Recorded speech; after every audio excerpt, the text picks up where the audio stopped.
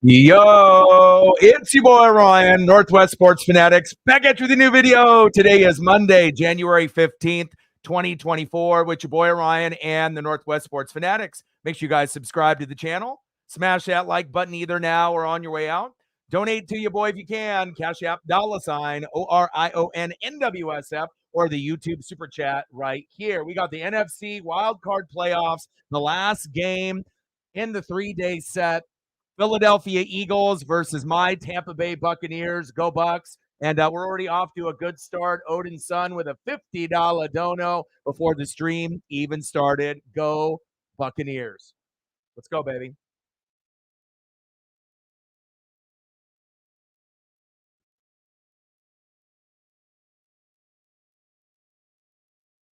Let's go, baby. Let's go.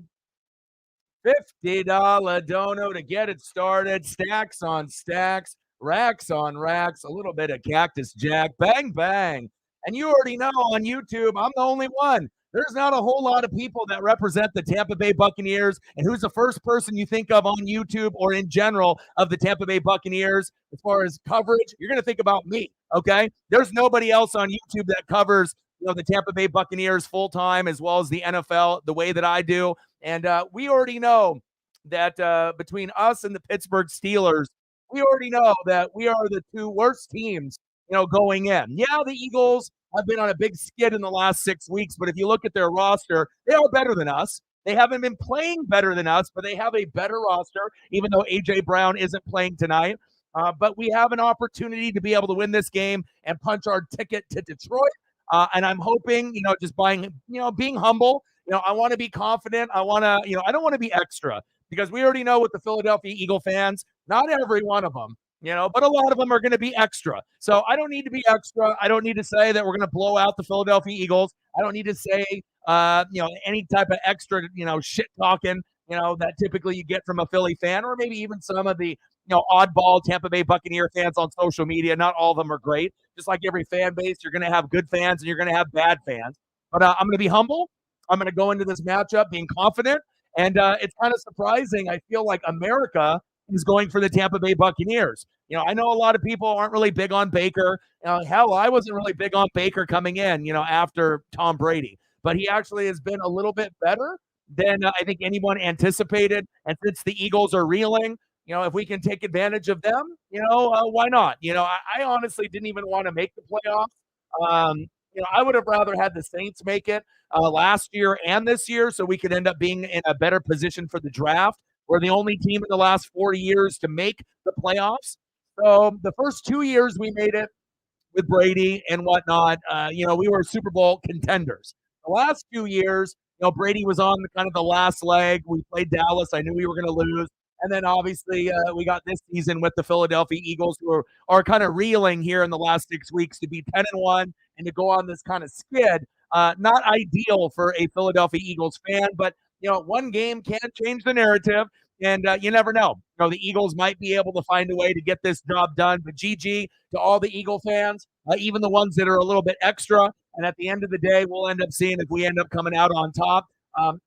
I would rather end up trying to get a quarterback in the draft, but I guess if someone has to win out of the shitty NFC South, I guess it will be me. So hopefully we can end up getting this dub, and then we can punch our ticket to Detroit. Let's go, baby. Renee in the building. Bang, bang, Niner gang. What's good? Odin's son with a 50 will get some Chiefs representation up, sooner than later. Aiden in the building. Let's go, Bucks. Let's go, baby. Let's get it. Hybrid in the building. What's good? Lenny D, you might be the only Eagle fan that actually shows up.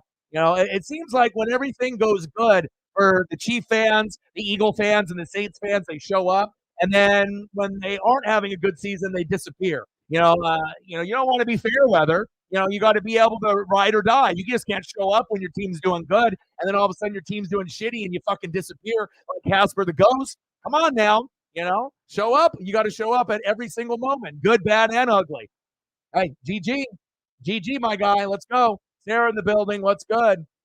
Yes, $50 dono from Odin. I don't know if he'll be showing up throughout the stream, but he wanted to make sure that we were showing some love. And we're halfway to the goal for our initial goal already, so we're off to a very good start. $50. Let's get to a hundo, and then let's try to get to 2.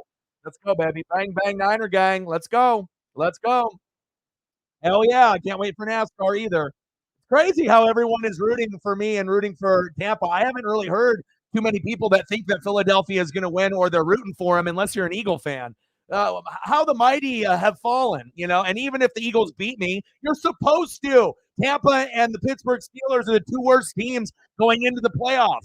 It's like you are supposed to beat us, but we'll find out if Jalen's middle finger is good enough. But once we actually get to the dance, and I'm not going to be able to have the Saints take our spot. And we're here. We're in the playoffs. Then you might as well win if you're here. And you never know, what might be able to happen. Once you get to the dance, crazy shit could happen. I'm not saying that if we win this game that we're going to beat Detroit in Detroit, but it's possible. It's not like crazy to think, it's a one-game tourney, right? And if you can play good for those 4 quarters, this is not best of 7 like the NBA. This is not best of 7 like the MLB. This is not the best of 7 like the NHL, where you can have a bad game or two and still come back. The NFL, it's one game or go home on the couch. One game in advance and, continue your dreams, or one game and you're on the couch with the Dallas Cowboy fan base. And since I'm here, I don't want to join the Dallas Cowboy fan base, and I'm not going to be miserable if we lose this game because we probably shouldn't even be here, And I feel that, with sports in general, right? When you're a good team and you lose, it hurts a hell of a lot more, like the Dallas Cowboys, rather than a team like mine that probably shouldn't even be here. And then if we end up overachieving, it feels good. If we lose, there's not a whole lot of pain. The pain comes from being 12-5, 12-5, 12-5, and failing year in and year out like the Dallas Cowboys. And Bill Belichick ain't going to solve that fucking ship from sinking over there in Dallas. I'll tell you that. Let's go, baby. Daniel in the building. What's good? Matt in the building. What's good? Let's go, baby. Chief in the building. What's good? What's going on, Chief? Let's go. Jalen. Devin White. Let's go, baby. I'm ready.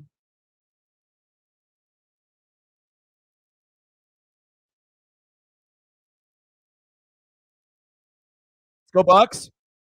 Let me refresh the scoreboard here.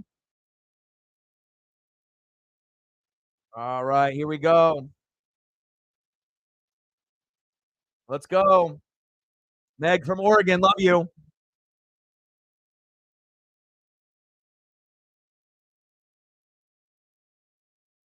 Smash that like button. Let's go, Bucks. It's crazy. I think this might be the very first time, that like America and a majority, of the NFL fans are pulling for the Bucks to win. Maybe because we're like kind of lovable losers, and it's not like we're good anymore.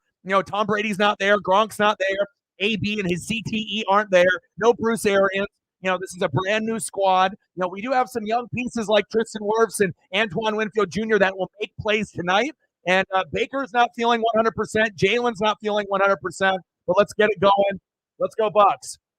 First down and 10. Shotgun set. Baker. Pump fake. Incomplete. Who you throwing to, Bake? Baker ain't baking just yet. Let's go. How are you, Chief? Chief? Yeah, we have snow for the last few days. Shout out to Matt helping me out on the Twitter/X. I appreciate you making the post again. And I'm not sure if that's something that you're going to be doing consistently for me, or there's something that you're doing temporarily, but I really do appreciate it. Anyone that goes out of their way to try to get people to come to the stream and support, it means a lot. Second down and 10. There we go. First down, Buccaneers. Move the chains. Cade Otton, baby. Because a lot of people, either they don't care or they're lazy. And I can definitely tell when people go above and beyond. And I really do appreciate everything that you've done. And ever since I made you a mod, you've definitely done above and beyond, and more than the average mod would typically do. So I do appreciate that. Matt in the building, Chief in the building, Sarah in the building, Meg from Oregon in the building, everybody in the building. Let's go. Game is on ESPN if you're looking for where it is being shown, as well as streaming sites as well. Baker, let's go. Mike Evans, first down, Buccaneers. Move the chains. Let's go.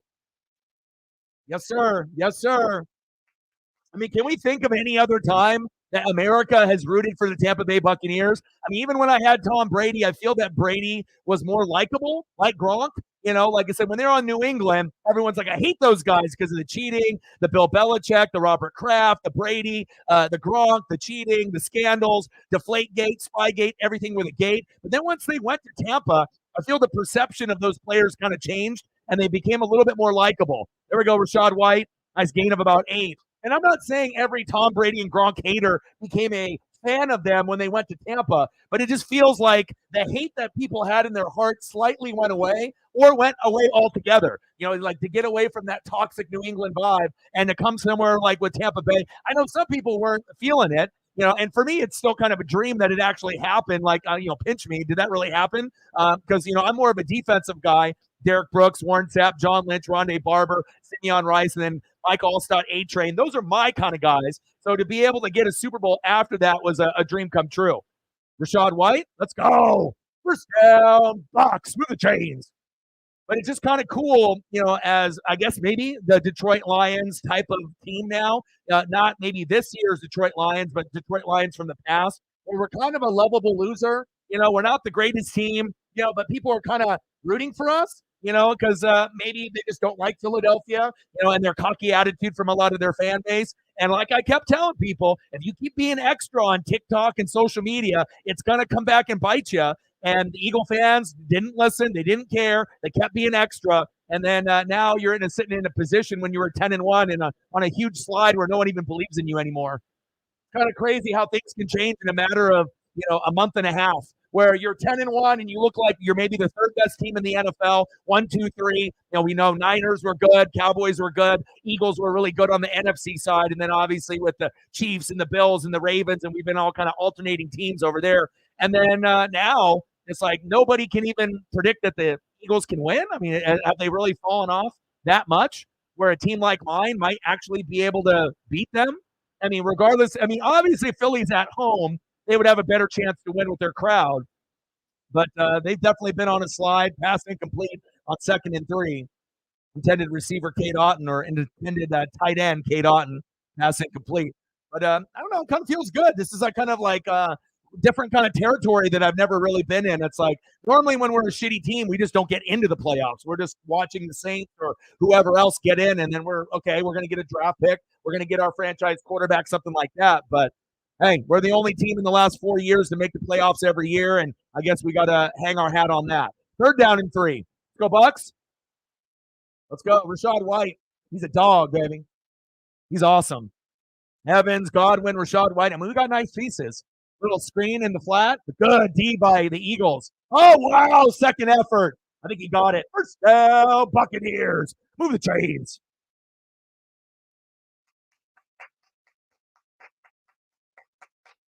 Let's be honest. The Buccaneers typically have a pretty good roster year in and year out for years, right? But we had to get Tom Brady to kind of go over the hump. It's like when we had Tony Dungy, I already knew we had a good team. Sometimes you just need that extra piece or pieces to get you over the top. And bring in John Gruden in, Simeon Rice, and Michael Pittman. That was really kind of those extra pieces that we needed. And then even though that we don't have Bruce Arians anymore, if you look at Tampa's roster, we're talented. We got talent at a lot of levels.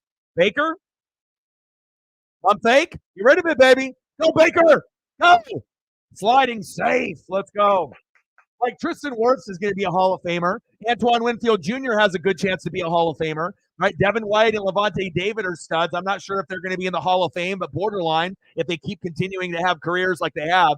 Levante is seriously maybe the most underrated linebacker besides Demario Davis on the Saints. He never gets credit. And Devin White was really good early in his career. Lately, not so much. He needs to step up. But if he can turn his career around in Tampa or the next destination, maybe he can get on track on possibly being a borderline Hall of Fame guy down the road. At this moment, he is not. Baker, 2nd and 3. What happened to my hands? Damn it.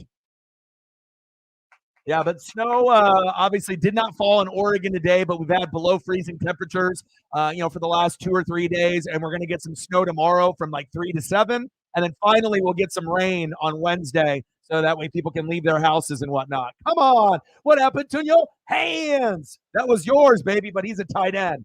Field goal is up. And it's good. 3-0 Bucks. I guess I'll take that. Missed opportunity for the tutty, but let's go.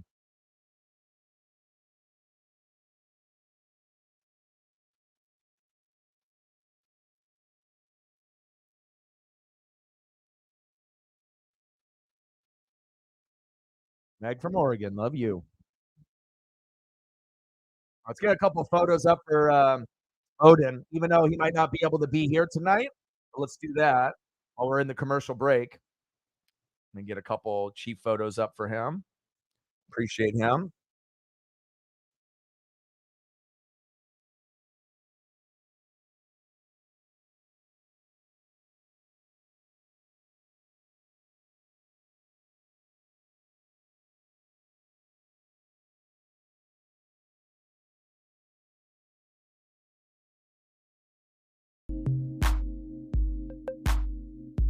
Nice job, McLaughlin.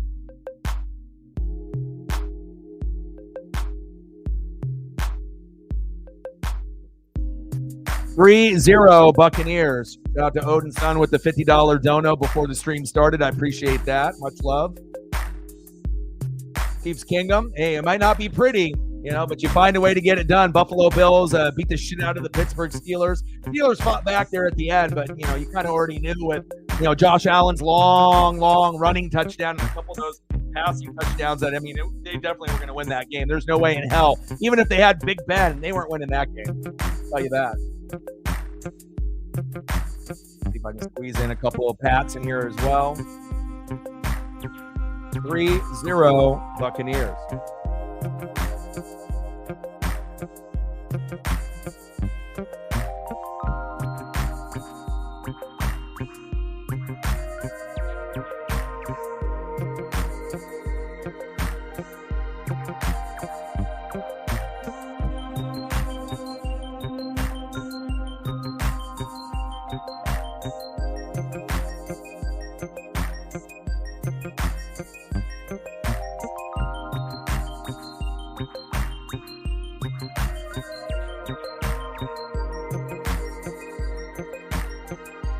Appreciate you, Odin's son.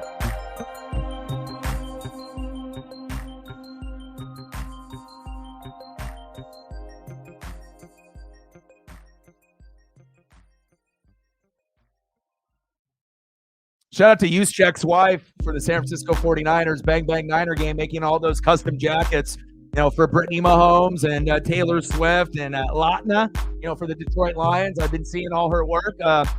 Those are awesome. And like I said, it's like most people that are going to cut up a jersey and try to make it into a custom jacket or vest. Simone Biles as well, so she's done like 3 or 4 of them already. But you have to have talent. You have to know how to stitch, and you have to know where to put the certain numbers and the last name on the sleeves, and you have to be able to be stylish about it and have some flair with it. And you can definitely tell she knows style, and she's got her stitching game on point. Taylor Lautner's with the Detroit Lions was awesome. Simone Biles with obviously her hubby with Owens there. That one looked pretty cool with the vest. And I saw a breakdown video on all of them. So I've seen like individual ones for each one, where she made the one for the Brittany Mahomes, one for Taylor Swift for Kelsey, and then the Simone Biles one, the breakdown step by step with that one, and the Lautner one as well. And pretty cool, And hopefully she continues to keep doing that. Odin's son in the building. What's good? I just put up some photos for you, baby. I appreciate you with your support. $50 dono, $50 to go to hit the initial goal. I appreciate you. Chiefs Kingdom in the building. What's good, my guy? Appreciate you, bro. I was hoping that you'd be able to drop in. I didn't know how busy you were going to be, but love you, brother. Appreciate you. Chiefs Bills, baby. You couldn't ask for anything better.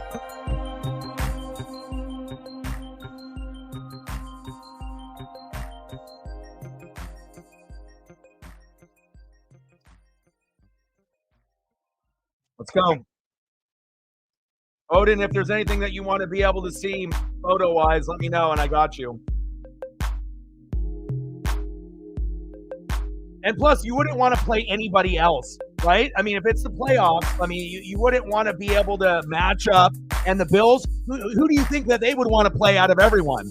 That The Texans and Ravens will be, obviously interesting, and the Texans obviously are going to have a shot. If CJ Stroud plays well, with Nico Collins, they're, underdogs sometimes, can end up being, beating a top dog. It's possible, but I really do like the Bills Chiefs matchup.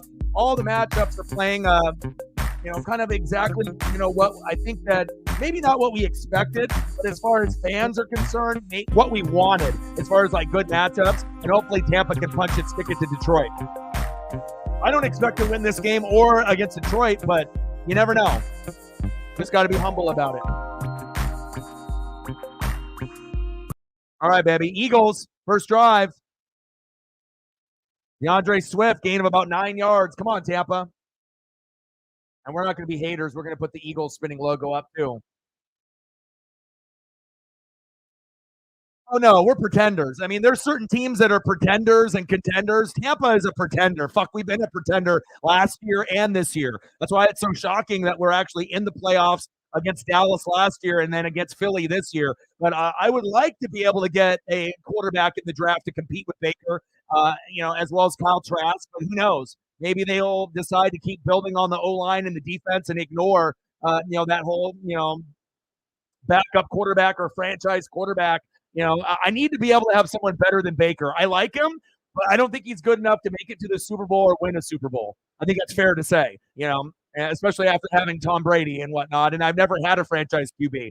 So I'm not saying that like drafting Bo Nix or Michael Penix Jr. or Jaden Daniels or later next year, Quinn Ewers or, an Arch Manning down the road. I don't know what we're going to do, but all I know is I want a franchise quarterback like a Caleb Williams, Drake May. I want a guy like that, but I don't know if we're going to end up drafting one in the next couple of years, but I hope so. But we definitely need more O-line help and a lot more on the defensive side of the ball too. Nice tackle.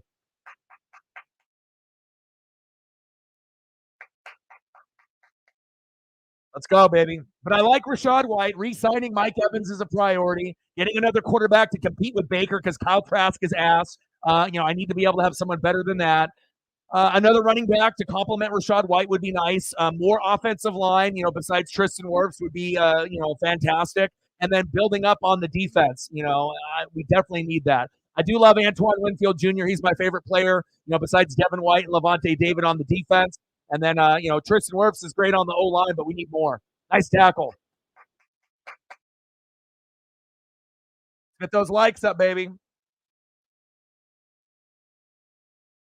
I appreciate you with the support, Odin. You're the man. But this is like crazy to me that this is the first time that a team, like the Eagles, went to the Super Bowl and lost, went 10-1, and then it went on a big skid for about a month and a half, and it's like everyone turned on them. Like Eagles fans, Eagles players, Eagles locker room. It's just like Philadelphia, everything is imploding. But again, even though they've had a shitty 6 weeks, they could still beat Tampa Bay. I mean, let's not act like Tampa's like some superpower with Brady and Gronk. We're not. Shotgun set. Floater.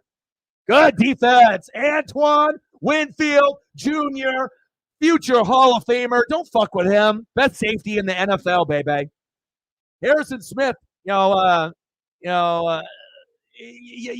a few guys over the years, that have been pretty good at the safety position.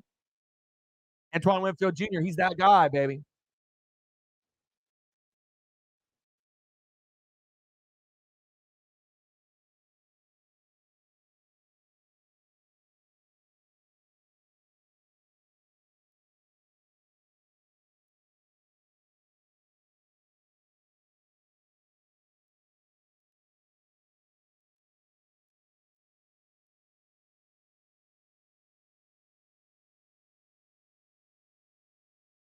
All right, Bucks, your turn.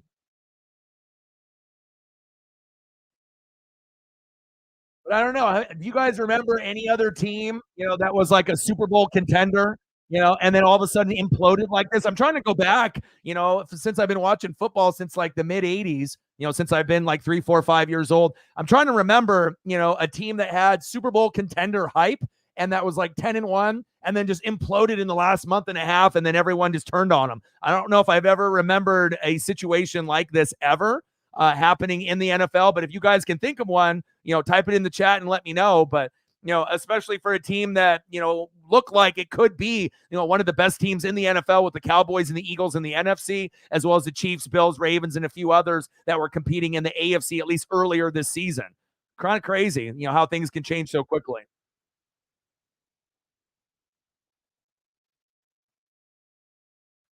Michael in the building. What's good?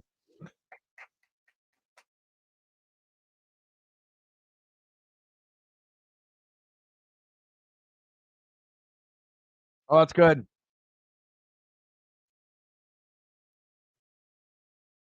Aaron Judge rocking the creamsicle, baby. There's quite a few people that are like celebrities and other athletes from other organizations, NHL, MLB, NBA, that are kind of, I don't want to say secretive Tampa fans, or they root for Tampa. They had Ric Flair obviously showing up in pregame, but hell, Ric Flair roots for everyone. He's like Drake. Like, it's like he's at the Atlanta Falcon game. Oh, he's got an Atlanta Dion jersey, or he's all drunk, doing all his verbiage over there, so obviously we know Ric Flair, his allegiance, will bounce from, team to team, but like Dick Vitale, Dickie V, there's quite a few, names that are out there that obviously rep Tampa Bay, depending on what generation you started being a fan of them in the 70s, 80s, 90s, or current.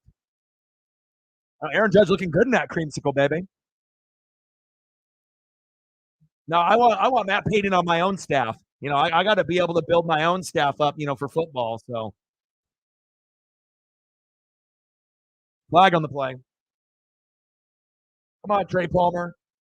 Trey Palmer always saying dumb shit on Twitter X in the morning, like, I feel angry or whatever, like some stupid ass comment, and then he ends up fucking up in the game. He did that a few games ago. So I don't know what it is about him, with those little tweets and, I don't even know, however you want to call them, on Twitter/X, but you don't need to be tweeting shit like that. You need to be able to just stay quiet, get the job done. You don't need to worry about that. There we go. David Moore, first down, Buccaneers, move the chains. David Moore, the former Seahawk?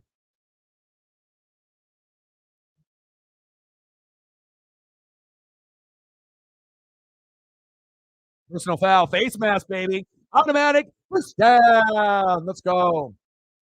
Oh, yeah, baby. Move the chains.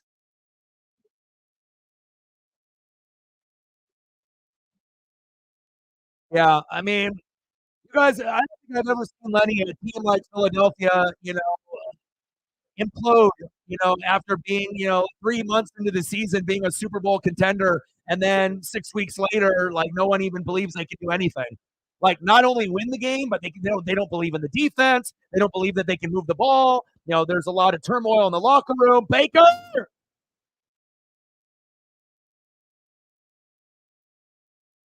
what happened to my hands?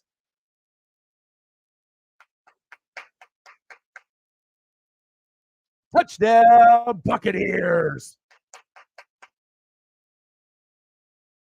I kept telling all those other Eagle fans, stop doing that stupid petty bullshit, trying to show off on fucking TikTok and Instagram and Twitter. It's like, I feel like the fan base, sometimes they're just trying to like be seen, like, look at me, and you're trying to show off, and being extra. Like, it's like if the other fans of other organizations already are kind of fed up with you, doing shit like that ain't going to get people on your side, whether they care or not, because obviously Philly only rides with Philly. And I get that, but karma's a bitch, man, and if you keep being extra, eventually shit will end up happening and the sports gods will slap you in the mouth. And that's what happened, I guess, this year. Let's go, Tampa. GG, Lenny D. It ain't over yet. Extra point is up and it's good, but it might be 10-0 Bucks. Let's go. All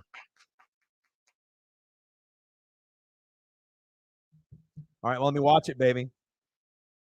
3rd down and 7. Baker. Look at Moore. Look at Moore. Look at Moore. Look at Moore. God, the Eagles are not even trying. That is disgusting. I wouldn't even want to be a Philadelphia fan after seeing that David Moore touchdown. Are you kidding me? Yeah, David Moore should have only gotten like maybe 10 or 15 yards on that play. Poor tackling. The locker room is divided. It's kind of crazy how you can end up being the best in the world and then fall off like that. I don't know if I've ever seen it. I pray that that doesn't happen in Tampa ever. Maybe Eagles fans and the Eagle fan base will be a little bit more humble and stop worrying about making fucking TikToks and trying to gain clout. You got to be able to focus on the things that are important. Extra point is up and it's good, baby. 10-0 Bucks. And it's kind of crazy too. Again, when the Eagles are good, everyone shows up. When the Eagles start doing shitty, they disappear. Why is that? Saints fans, same thing. Chiefs fans, mostly Saints fans and Eagles fans, though. Not everything is going to go your way. Hell, I went through like 13 years of misery where I didn't even make the playoffs. You know what I mean? I still watched every game. You didn't see me fucking cry and whine and bitch and moan or be extra on social media. I guess some people just have the etiquette and some people don't. Toby in the building. What's good? But that was one of the worst, I think, effort plays that I've seen all season. I get it. The Philadelphia Eagle defense is terrible. I get it. And normally, like, my defense isn't very good either. And normally my offense is very shaky. I got Baker Mayfield as my quarterback for, Christ's sake, right? But, it's like when you can definitely tell that they're just like they're not caring. They're just like not even going for the tackle. They're just sticking their hand out. They're not even trying to wrap up. That was one of the poorest tackling efforts I've seen all season. Shame on you, Philadelphia. You got so many hardcore fans. You got Colleen Wolfe, right? All the Johns out there. You went to the Super Bowl, right? And if your defense was legit, all you had to do was get one sack and one pick, and you would have beat Patrick Mahomes. And the fall from grace has not been pretty, but I'm not going to, try to rub salt in the wound. I'm not going to pray for their downfall or pray that they're going to be shitty forever. I don't want to see anyone being terrible. I do kind of feel sorry for them. But again, when a fan base acts like that, eventually karma will find its way to you. And, whether it be Birdman or any of the other people on social media, sometimes you got to understand it's not all about the likes and views and the subs and all that other shit and being extra and trying to be seen. This is a football team. This is not a spectacle. This, you know what I mean? Like, you have to understand what's important. Let's go. Megan in the building. What's good? Yeah, I ended up watching the whole game this morning, but obviously having a few guys out of the lineup, no Maddie, and then we having a few people get injured throughout the game. So it definitely was a very uncharacteristic game, and it was rescheduled, and it was on at like 10 a.m. my time, so they didn't have a warm-up on the ice like they normally do. It was just kind of like, get out there. And I feel that the time schedule kind of threw them off, and we got beat. But that's okay. We had a 9-game win streak. Kind of a fluke game. I think we'll be able to bounce back in the next game with the Kraken. Defend the deep, release the Kraken. We'll be fine. Yeah, I don't blame you. Well, you're in a different time zone over there. So 10 a.m. my time. What time was it for you over there? Because it must have been in like the middle of the night or something. So since you were sleeping, like it must have been like 3 a.m. or something like that for you. So yes, I saw that. 5:30, yeah. And we got our ass kicked. So that's not a definition of who we are, especially in the last 9 games. That was just kind of a fluke type of a scenario, and I think we'll be fine. Look at David Moore right here. Look at the effort by the Eagles. None. Unbelievable. DIY beats Dom and JD.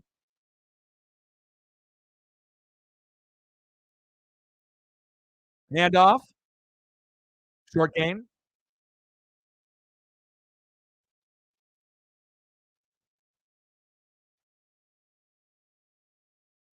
How's your ankle feeling?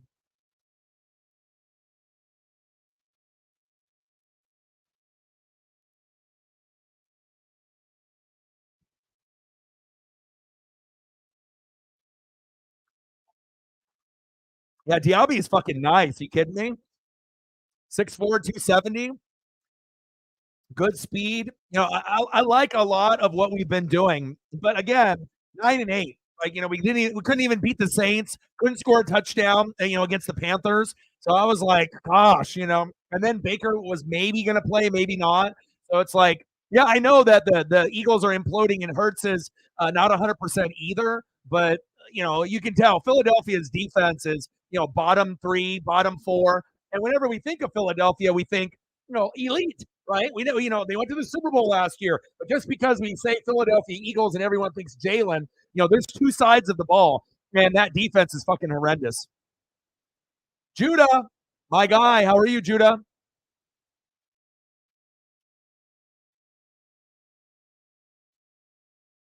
Second down and 7. Play action fake. Jalen in the flat. Quez Watkins with a short game.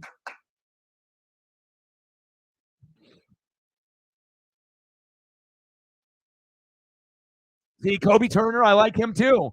Byron Young, I like him too. Like, look at those guys right there. All third-round picks. This is when you do your scouting and you actually watch a lot of tape and you think, you know what? I might have been able to find a starter. Not only that, maybe a phenom. And anytime you can end up getting guys in the third round and they can give you 5 sacks or more, let alone 7.5 or 8 or 9, that's incredible. And then 2 of them are on the fucking Rams. Sean McVay is a fucking genius, man, like I kept telling y'all. And if they would have got a PI call or a holding call, maybe the Lions don't win that game.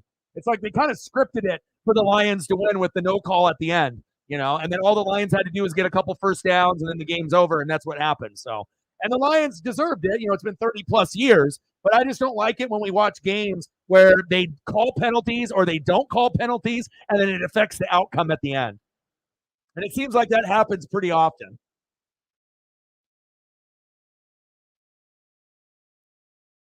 What happened to my hands? $50. Let's get to a hundo, baby.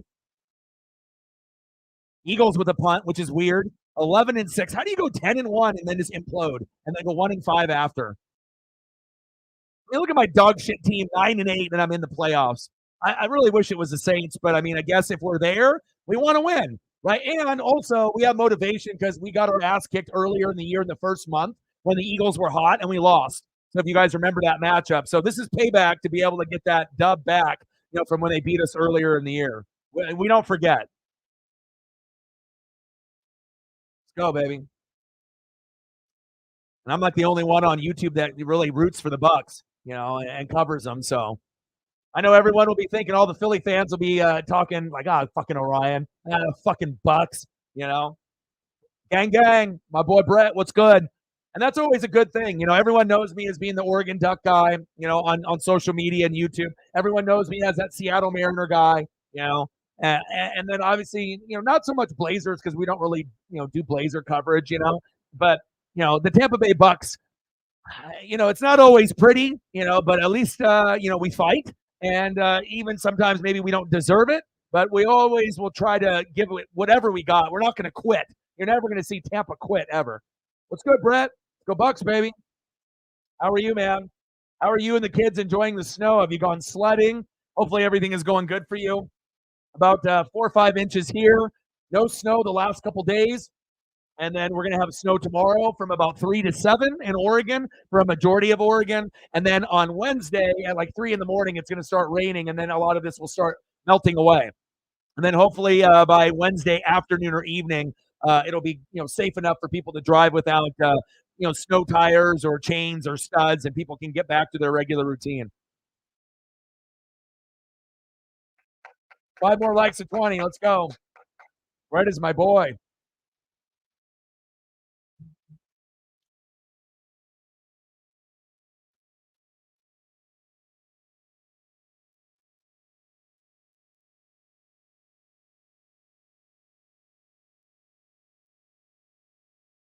And also, too, another reason why I think, the Eagles fans get a little taste of that karma, even with Brett, Brett, has been a Cowboy fan since he was a little kid. He lives here in Oregon, the Troy Aikman, Emmitt Smith, Michael Irvin, and like I said, not everyone understands kind of the levels with, the Dallas Cowboys and how things are going to go. And, and I feel with Eagle fans trying to like rub it in, like more than they need to. And then obviously this is the result that you get. You want to be able to be extra and you want to talk shit, about their team. Well, it ain't going to help you win today, Philadelphia. And Philadelphia getting a little taste of their own medicine right here. But Bill Belichick ain't the answer, and I know Belichick is going to be on the radar. Harbaugh did I think a Zoom call interview with the Chargers and whatnot. But as long as Jerry Jones owns the team, Dallas is never going to go anywhere. They can always get 10, 11, 12, 13 wins, but as long as he is the one that wants to be the face of the franchise rather than the quarterback or the head coach, he has way too much control and he has too much ego. And once he ends up passing away or selling the team, and he's not going to pass away anytime soon, and it's going to go down to his sons, and they're not going to sell the team. It's just like I feel kind of bad for Dallas and their fans because, it's like they do deserve to win a couple playoff games and get to an NFC championship game, but Dak ain't it, and McCarthy ain't it, but Jerry Jones ain't it. So it's like not only do you got one problem, you got three. Jerry Jones is the number one problem overall. McCarthy is number two. Dak is number three. So hopefully they can get that figured out, but definitely tough being a Dallas Cowboy fan. But, at least you can enjoy the regular season, and you can have fun there. And then hopefully, down the road, the right changes will be made and they can end up having the right pieces where you can enjoy some playoff wins because Cowboy fans deserve it. Little end around. But like Eagle fans, like going extra on the Cowboys after their loss when they didn't need to, because we already know they hate each other with a passion, But again, karma is real. And if you're going to be an asshole and be extra on social media, it's like, what? You thought that the sports gods weren't listening and all the bullshit that was coming out of your mouth, Eagle fans? And then what? You thought you were just going to come in here in Tampa and beat us by 30? Come on now. Come on now. Ice and wind. Yeah, I've been taking Paisley out for walks about 15, 20. We went on a longer one today, about 25. And the sun was out, so it felt pretty good, but it was still a little cold, but it was nice. Handoff up the middle. There we go. First down, Bucs. Bad thing is that a lot of these playoff games have been terrible. Like this one is starting to pan out where the Bucs might blow them out, and we only had really one good game out of the 6 with the Rams and the Lions. And hopefully as we get deeper in the playoffs, the matchups will get juicier and there won't be as many blowouts and there'll be a lot of excitement as we get to the Super Bowl and the NFC AFC championship game. No, they don't. They don't understand. They're going to be the same way until they die. That's just how, that fan base is. And not every Eagle fan is going to be like that. Rachaad White. Good defense there by Philly. And like I said, every fan base is going to have toxic fans, every single one. But there's going to be certain fan bases that have more than others. So it's like you would think at some point, talking less shit and and just trying to be a good fan instead of just trying to be an asshole all the time. I mean, being an asshole all the time doesn't work, Good tackle by Philly. But I will admit it is kind of nice for America rooting for me, and all the non-Eagle and Buck fans, obviously rooting. And they know that my team sucks. We're not good. We're 9-8. You know what I mean? But it's crazy. Like a 9-8 team that has more chemistry and togetherness, can beat an 11-6 team that has no chemistry, no loyalty, and they're dysfunctional in the locker room, and it shows. You go 10-1, and then you go 1-5 late. I don't think I've seen a team be so good and so bad in one season ever.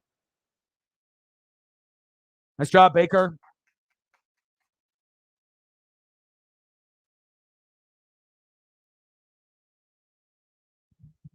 First down and 10. Handoff up the middle. Short gain. End of the first quarter, 10-0 Bucks, baby. Hell yeah.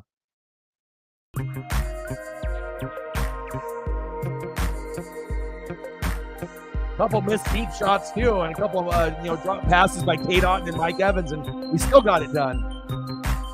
Go Bucks. Now the real thing would be is if Tampa Bay went into Detroit next week, if we win this game and we won, then people would be like, "Oh my God, what happened?" Can you imagine if it ended up being Green Bay and Tampa Bay in the NFC Championship game, like the NFC Championship game that we should have got a couple years ago with Rodgers and Brady that we never got? How crazy would that be? I don't think that would be very good for ratings. And Green Bay would probably end up beating me, if that ended up happening. But we would assume that the Niners and the Ravens are going to meet in the Super Bowl. But again, that's why we play these games. You just never know.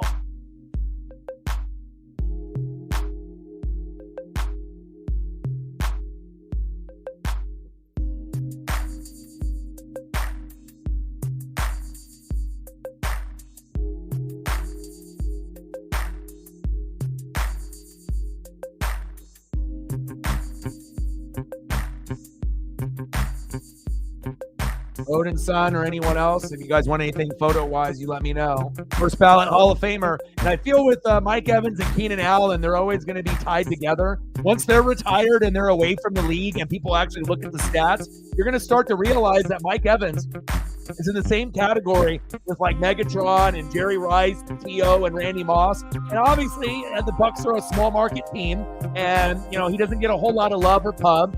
He plays like a top 5 wide receiver most of the time, or a top 10, right?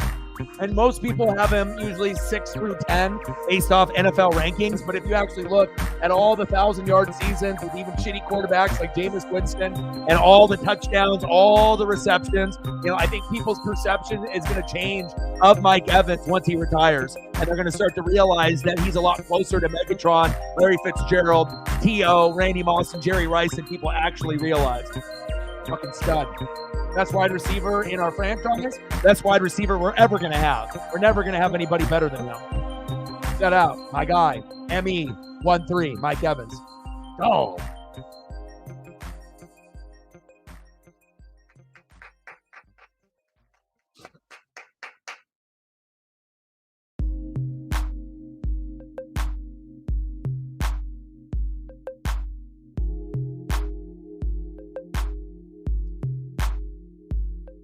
Yeah, well, you already know Bills fans. Bills fans are going to be drunk. I mean, they're the ones that are jumping through tables that are on fire. I don't know. And I'm not saying all East Coast, teams and fan bases are classless. You know what I mean? But there's going to be some on the East Coast that are really, really good. And then you're going to have some like maybe with Philly or some of those Buffalo fans that are not so good. You know what I mean? Oh, it's 12 noon. You know what time it is? Time for a sack lunch. Yum, yum, yum, yum, yum, yum. I'll bake. Plus, also, alcohol has something to do with it, too. So, thanks, Renee. Bang, bang, Niner gang.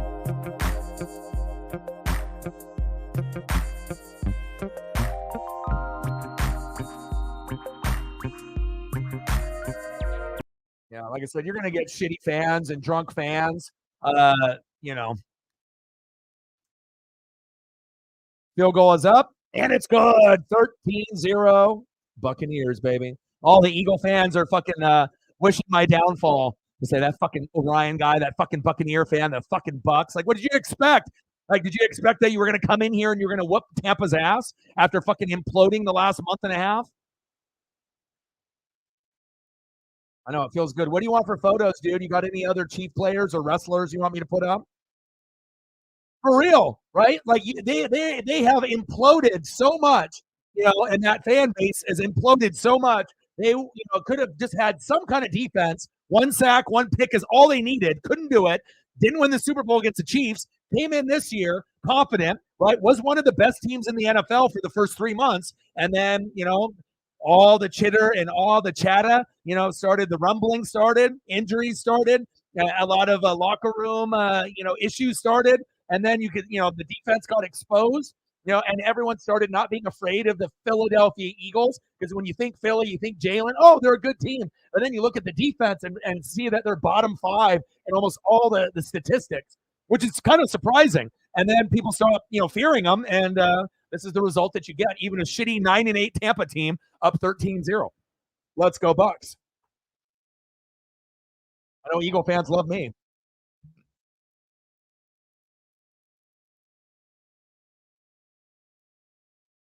Meg from Oregon, love you.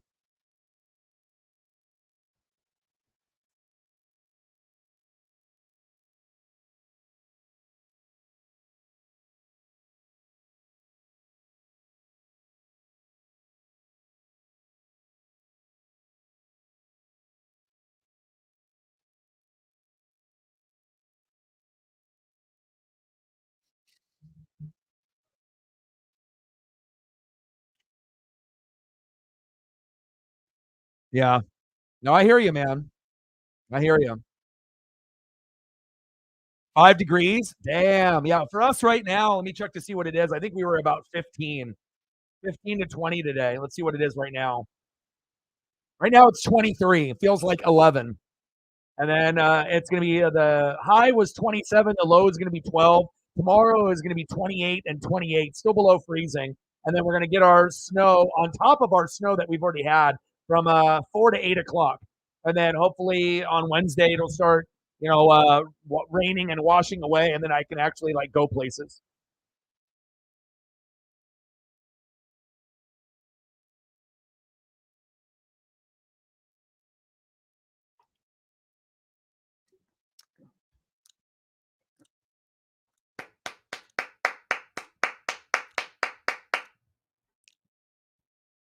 Yeah, I agree. I agree. You know what I mean? Like you want to make sure you're looking out for player safety. 100%. Sometimes the refs don't see it.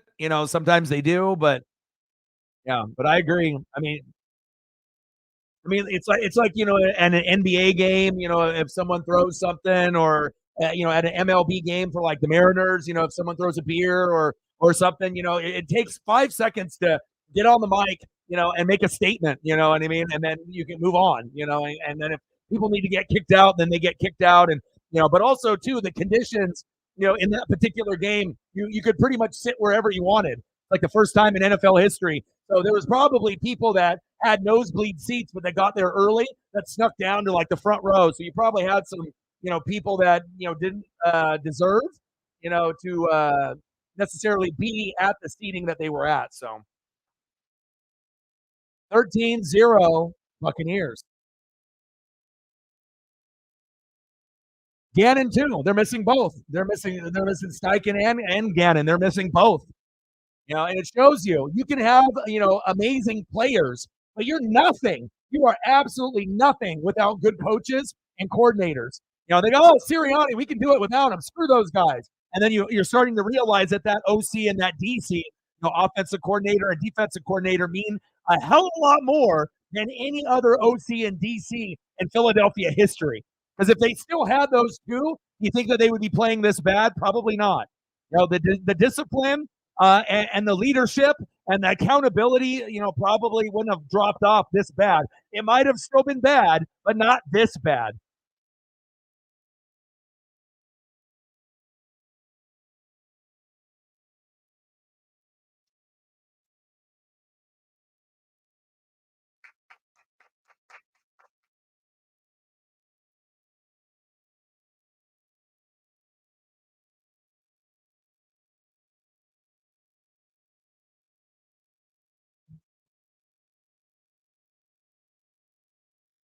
First down and 10.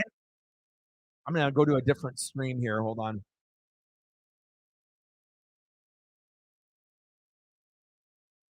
Jalen, incomplete. That's disgusting.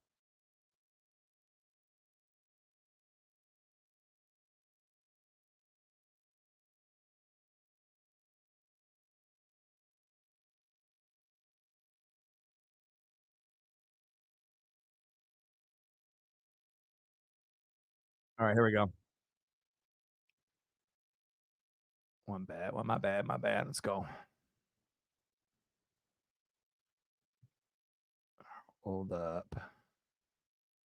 There we go. This is crazy. 13-0 Bucks. Let's go.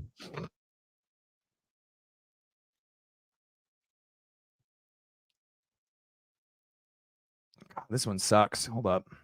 I want to be able to have something that's consistent and good. It seems like a lot of the stuff is a little shaky there.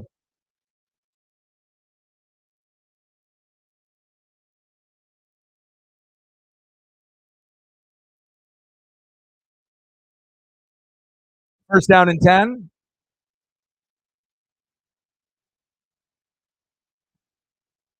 First down, Eagles.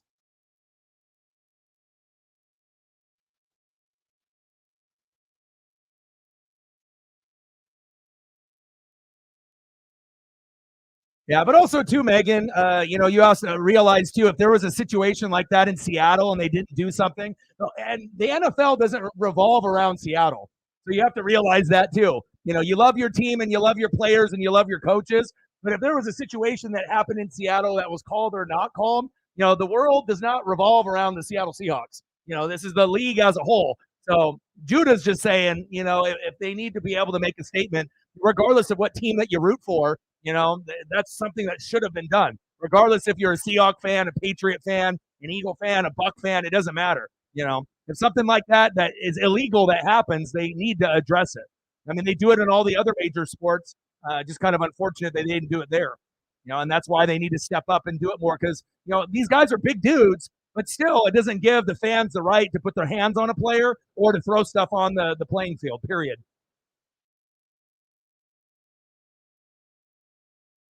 Yeah, but again, the 3 times it happened in Seattle, but the NFL does not revolve around the Seattle Seahawks. You know what I'm saying?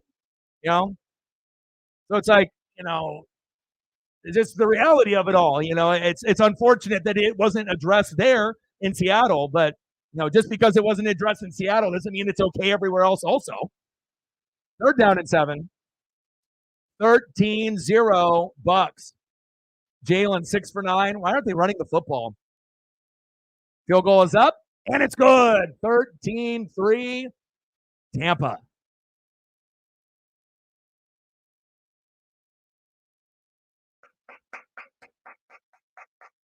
Let's go, baby. Holding the Eagles to a field goal. I love it. I love it, baby.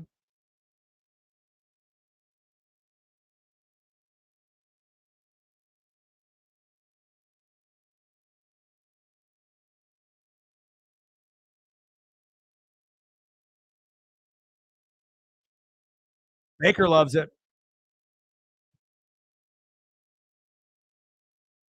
Jake Elliott has been money. Nice kick by Jake Elliott. Field goal's up, and it's good. 13-3, Tampa.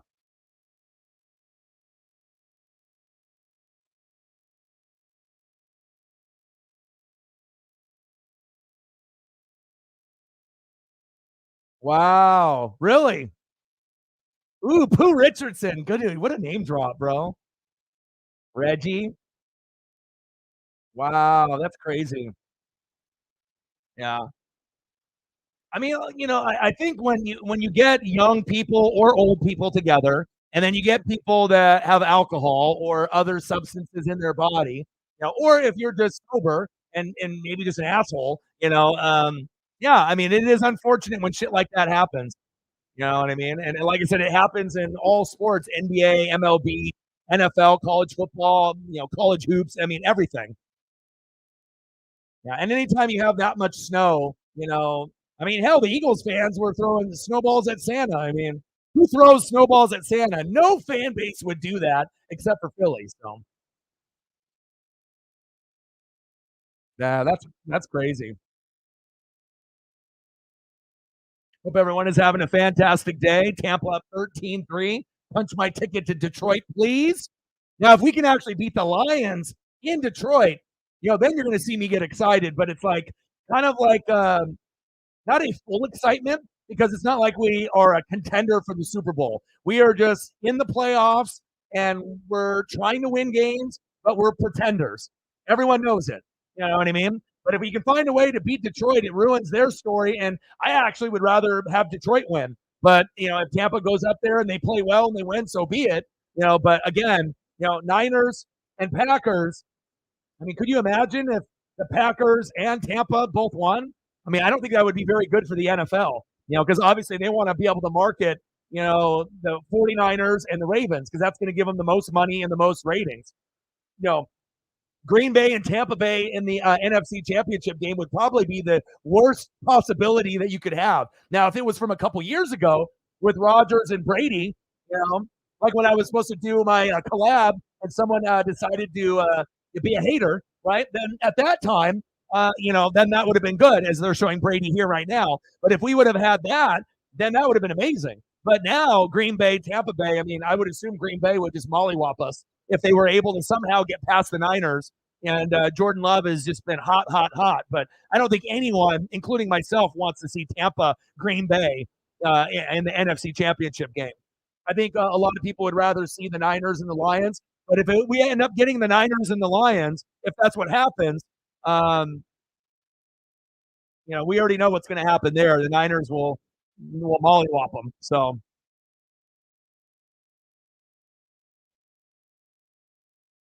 and then it'll come down to Ravens, Texans. Ravens will win, but the Texans will fight.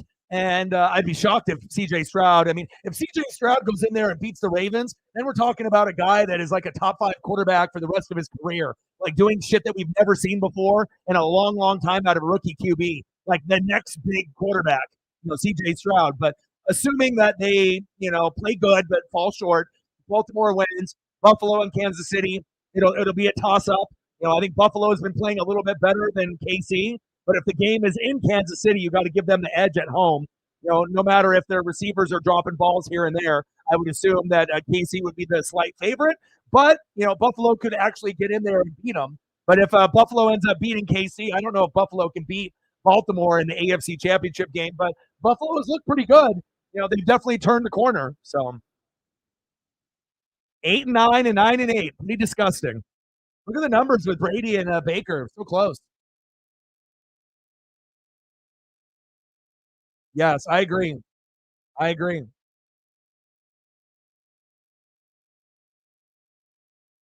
Baker?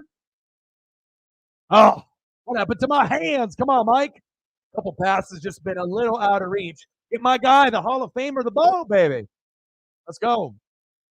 Love me some Mike Evans. All the star fruit? Yeah.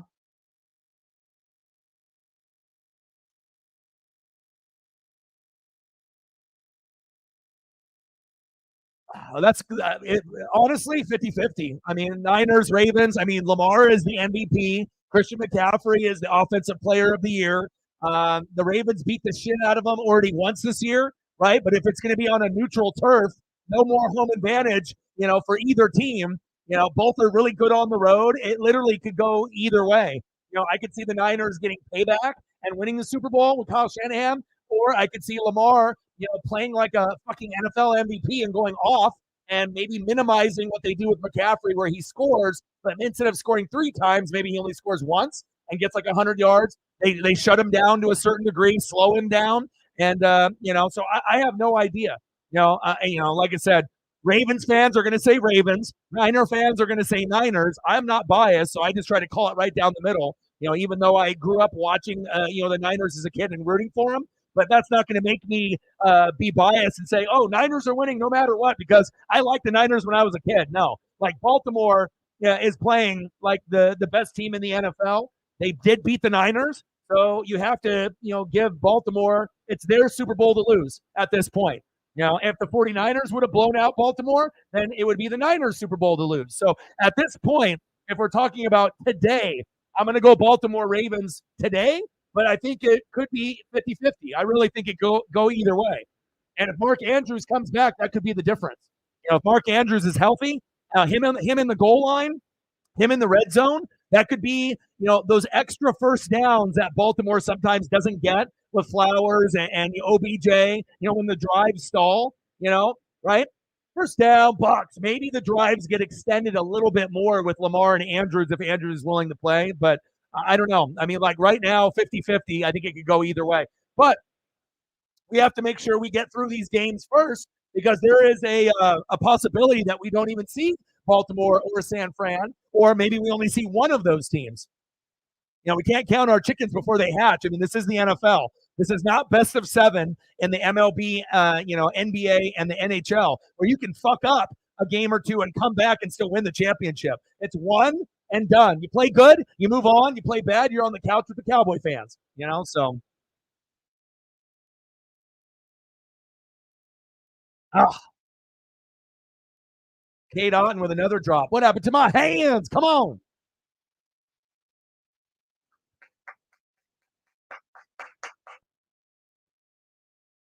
Yeah. Well, and like I said, it shows you have to have, good owner, right? Good GM, good head coach, good OC, good DC, and a sustainable quarterback. And if you don't have that, you could be 12-5, 10 years in a row, and you're never going to do anything.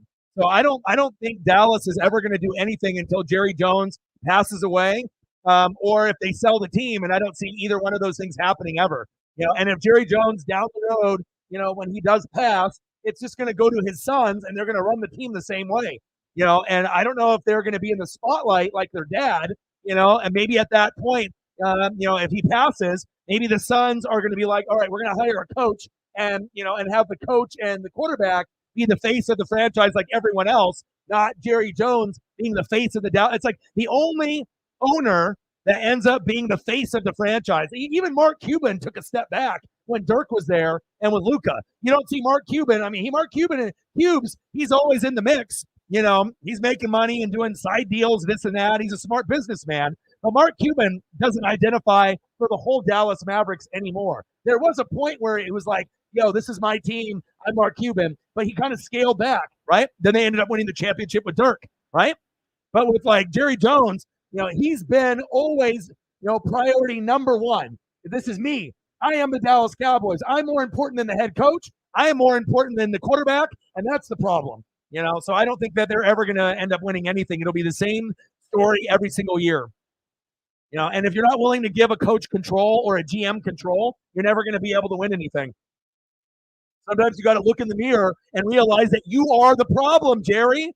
Jerry Jones, you are the problem, not Dak, not McCarthy. They are the problem as well, but you are more of the cancer and the problem than them, And anyone that decides to fire Jimmy Johnson, fire Bill Parcells, you obviously know nothing about coaching, And look at all the coaches that they've hired after those two legends. They have not been good, So they are at their own fault for having an owner like that, and it worked. When you had Jimmy Johnson, when you had Aikman and Irvin and Leon Ladd and Emmett, right? But Jimmy was that dude. Like, people don't realize how good Jimmy Johnson was as a coach. There's only been a few coaches that have won on both sides. Barry Switzer, Jimmy Johnson, Pete Carroll, and then maybe Jim Harbaugh one day. So, you wouldn't think that Jerry Jones would be so stupid. But again, when it's all about money, instead of actually winning championships, you're just looking at profits. Then you're just going to be the team that everyone makes fun of every single year. No one's ever going to believe that you're going to get it done. And then when you actually do get it done, people are still going to be skeptical. Field goal is up, and it's good. There we go, 16-3 Buccaneers. This game's already over. Every game has already been like a blowout besides that Lions and Rams game. How are we going to have 6 wild card weekend games, 6 of them, and only one is good? 1 out of 6. Where is the NFL going? Come on now.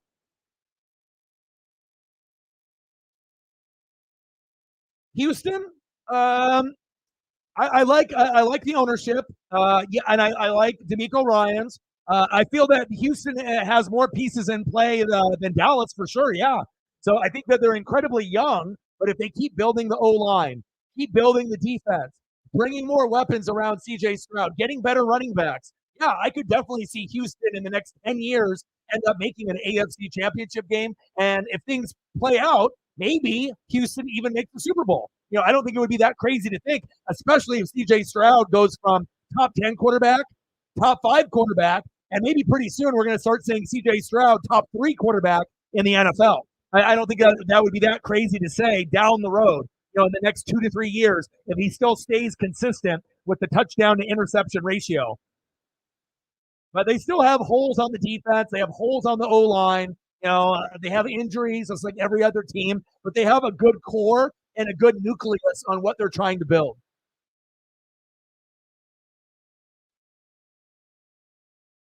Belichick ain't going to the fucking Atlanta Falcons. And he ain't a fit for Dallas either, because Jerry ain't going to give him control, so it wouldn't work. I like your Colts.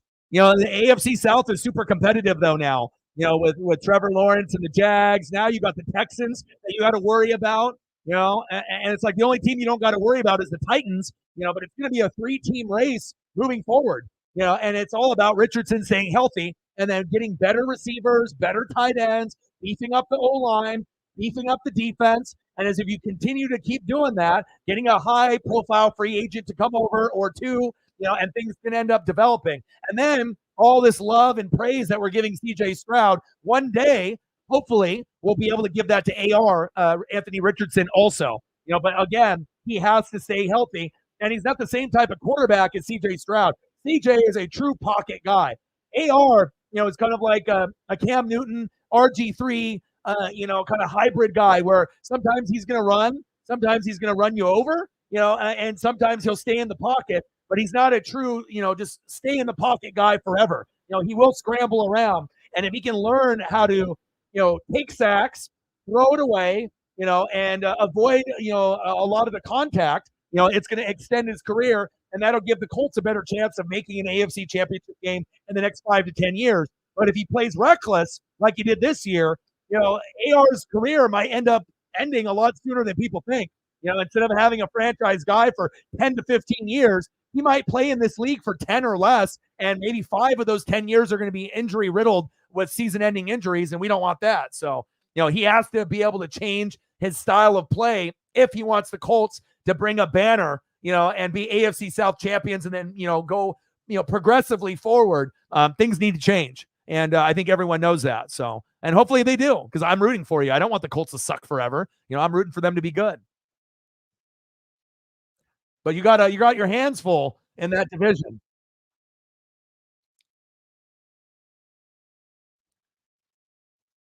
Yeah, at least we got the Texans upset. So at least we got some, upsets. But overall, I mean, let's be honest. Let's be honest. You know what I mean? It's like we have our friends and, people know me as the Bucks guy and everything. But let's be honest. This game is not fun. You know what I mean? This game is not fun. To say that this game is a great game, and it's not. You know what I mean? You just have to be honest. It's like when you look at some of these matchups, like every matchup has been so boring. And this is me just being 100 and being real. Every matchup has been so boring. Most people in America and across the globe have not finished beginning to end every game in the playoffs like they normally do. Most people have turned it off or changed the channel or done something else by halftime or the third quarter in 5 out of these 6 games, including this one. Because a lot of people, unless you are watching it for me or watching it because you know someone that's a Bucks fan or an Eagle fan, most people are already kind of like, well, this is not interesting. That's you know what I mean? That's just how it goes. The games have not been good this weekend on a Saturday, Sunday, Monday, besides that Lions-Rams game. That's the only one that has been good. That one lived up to the expectations. All the others have not. So, 2 more likes of 20. Let's go. You got to reboot, baby. I like Willie Gay. I like him. And I know this probably makes Colts fans a little sick seeing CJ get all this love and progress to this level. It's like you wanted to be able to believe that Stroud and AR were equals, but you're starting to realize that you're not. Stroud is better. And even if AR played the whole year, he's not going to be able to make the same type of throws that CJ is making. AR can make some amazing throws, but AR's body size is like Cam Newton. So you're going to have a Cam Newton trajectory. So you're going to have to be able to wow the fans with AR with running in for touchdowns. So that way you have that Cam Newton aspect where he might not be as good of a thrower as CJ Stroud, but he definitely is a better damn runner, and he'll run your ass over. The problem is with that is that if you end up getting physical and running guys over, what does it lead to? Injuries. So you're going to get touchdowns, but there's a risk reward there, as being like that dual threat quarterback and maybe being one of the best dual threat quarterbacks in AR moving forward. But again, if he can't keep his body healthy and he ends up having the Greg Oden syndrome, his career is only going to last, 5 to 8 years instead of 10 to 15. And I hope he can learn that, because obviously the Colts are riding their legacy with him. I don't want to see them go for another quarterback in the next 5 years. Oh, nice hit. Wrap him up. 16-3 Bucks. I mean, think about how bad Philly is. They're 11-6. They were 10-1, and they have 3 points against Tampa Bay, who's 9-8. Think about that. I couldn't beat the Saints. I couldn't even score a touchdown against the Panthers in Week 18. Literally 9-0. Think about that for a second. And then you're the Philadelphia Eagles. I mean, what a fall from grace. Get those likes up, baby. And then hopefully we can get a few more people to come through and show some love. $50 more to get the goal. Nice $50 dono by Odin. I appreciate you. Some of the streams have been a little underwhelming, but then we've had people like Mr. Williams or Megan or Odin's son or Reflect step up, and I really do appreciate that very, very much. Every dollar counts, even if it's $1. That can go to, dog food for Paisley, which I have to end up getting a bag after this snowstorm that we've had. And a bag of Paisley's dog food costs $83. So Yeah, not cheap. Not cheap. Touchdown, Eagles. You're never out with Jalen Hurts, true, but I feel Tampa will find a way in the second half. And remember, Tampa's defense isn't good. We have to realize that as well, okay? Tampa's defense isn't good. It's not like the same defense we had with Tom Brady a few years ago. So, touchdown, Eagles. The sports gods were like, oh, O-Dog is getting disinterested in the game. We better have the Philadelphia score to make it interesting. Thank you, sports gods. I would rather have Philly score. I don't want to have it be like 30-3. I mean, blowouts are cool when your team is winning, but, as far as the rest of America, you don't want them to be bored. Jalen going long, going deep. How do you get behind the defense? You know how? When your secondary sucks ass, except for Antoine Winfield Jr. Great pass there by Jalen. All right, let me see the tutty.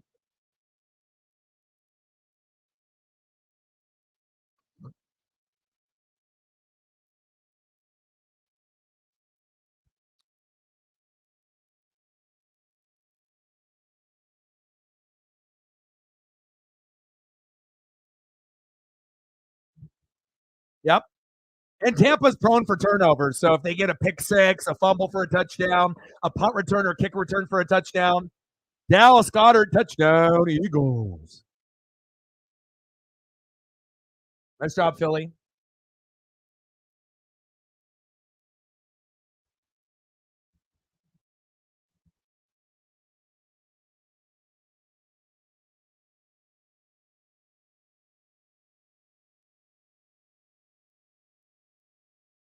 Nice job, Jalen.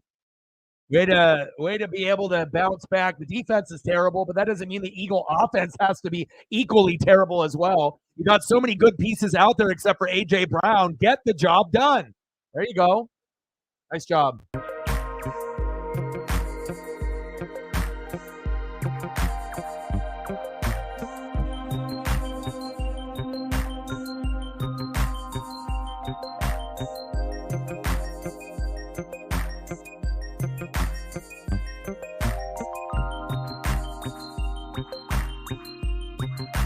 Jalen Hurts, Dallas Goedert, DG.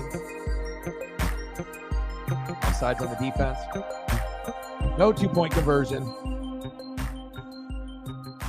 Tush push. Tampa Bay actually can stop a tush push for once, huh? But it's 16-9, right? So if they get a touchdown, what's the score? 16-16. So it didn't really matter if they got the 2-point conversion or not.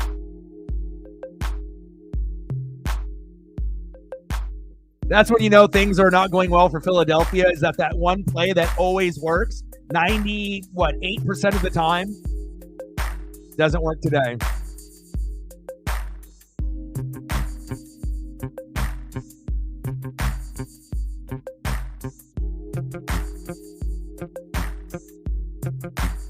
Yes, sir. Yes, sir. Vita Vea. Not many people have Vita Veas up the middle either, though. Huskies. Like, how many people have actually stopped the tush push this year?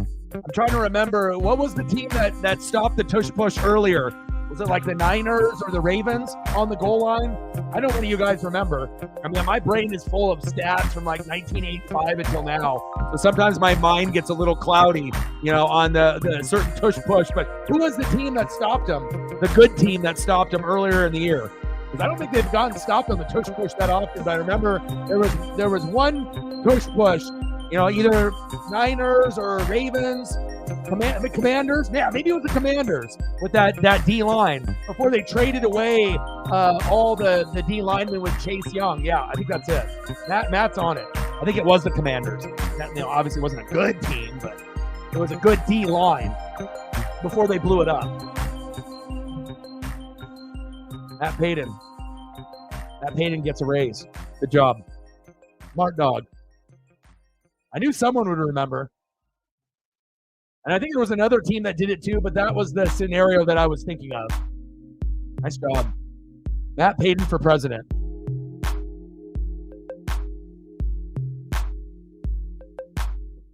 Oh, absolutely. They don't. I mean, you got to have a good D line presence up front. And you know how many people like Vita Vea is one of the best deep tackles in the league.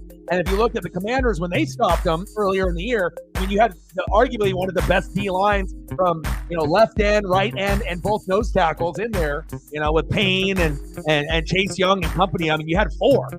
So but obviously they traded two of them away, so now that D line is depleted. So.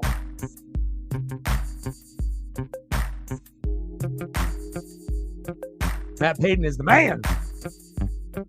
16-9 Buccaneers.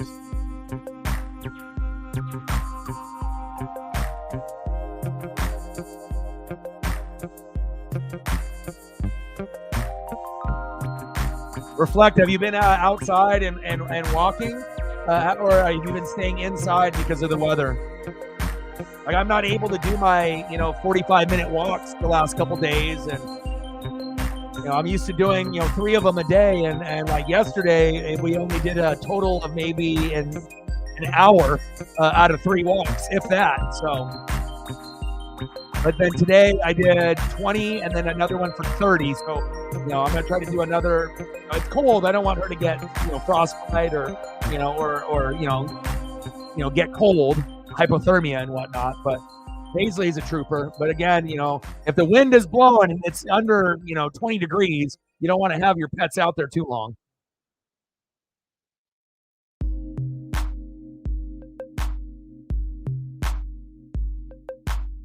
E-Man in the building. What's good? Yeah. But you guys have your hands full with Jordan Love and the Packers. You guys got to make sure, even though everyone's going to think that the Niners, should win and, could have win the Super Bowl this year, and hoist the Lombardi at the end over the Ravens. But the way that the Packers have been playing lately, I mean, you got to get the job done there first. No one wants to play the Packers right now.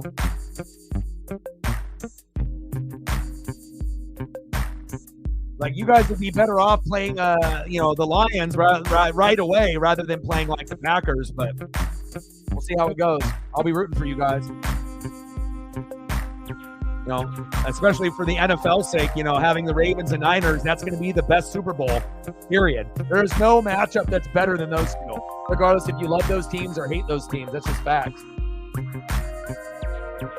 But if it was me personally between the Ravens and the Niners, I would rather have the Niners win the Super Bowl than the Ravens. But having the Ravens wouldn't upset me. I think it would be awesome, to see Lamar and Mark Andrews build their legacy and actually prove the haters wrong and and get a Super Bowl, at some point or another. If Mahomes can't do it and Josh Allen doesn't have all the pieces yet, it would be nice to be able to see someone win it for the first time with Baltimore or San Fran. So.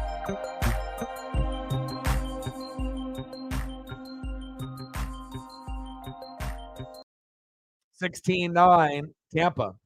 2-minute warning.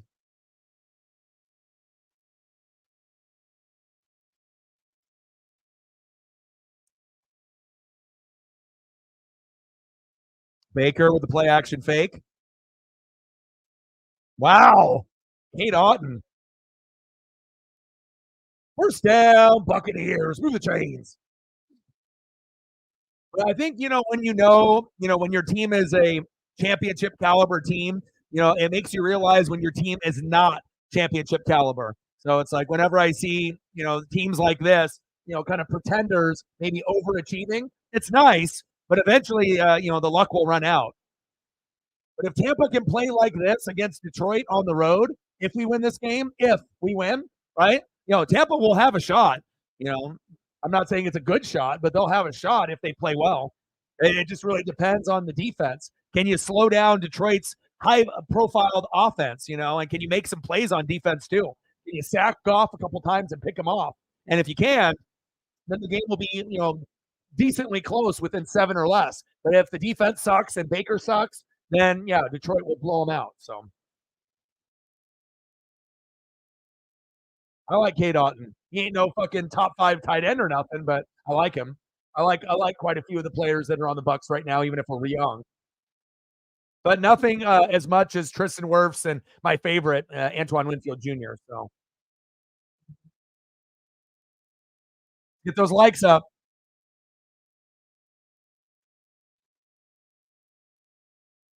Shout out to all the goats in the room. I love you and I appreciate you. You guys are very loyal to the soil.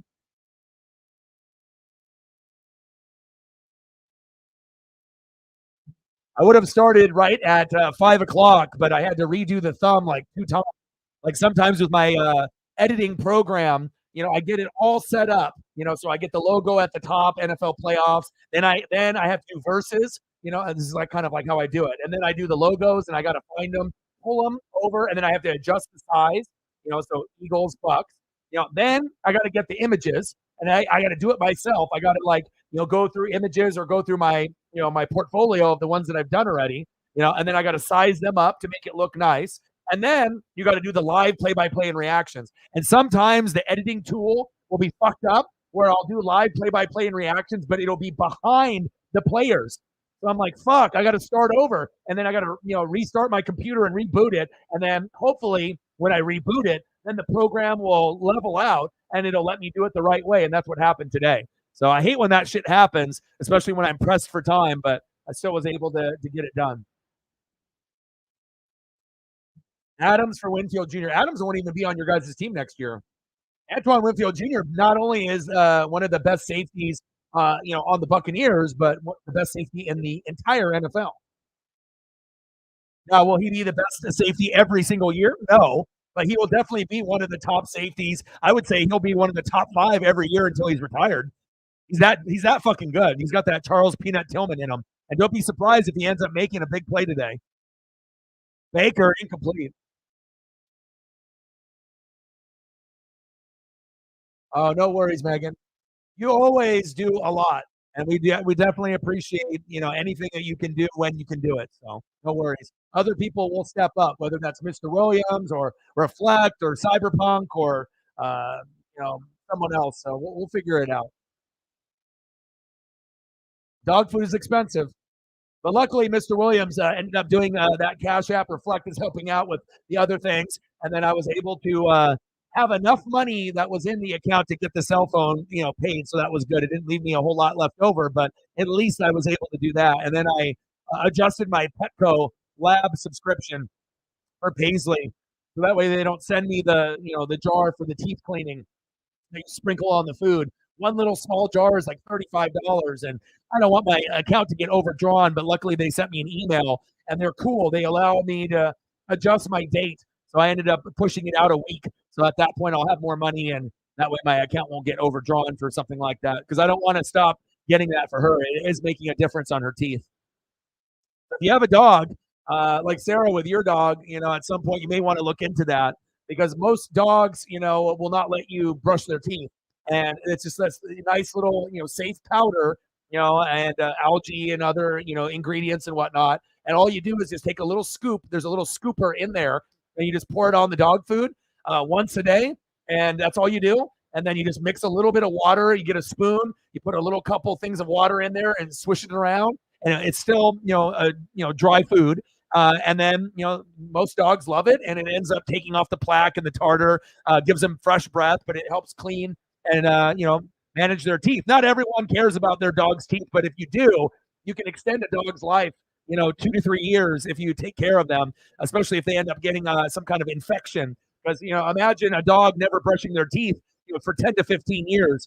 Like you've seen those pictures of dogs that got all the black and yellow and just like a human. If they don't, take care of their teeth, you gotta manage it. So, I mean, it is kind of expensive, but Paisley is worth it.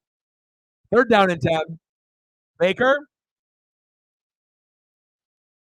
It's 12. Then you know what time it is? Half a sack lunch. Yum yum yum yum yum yum.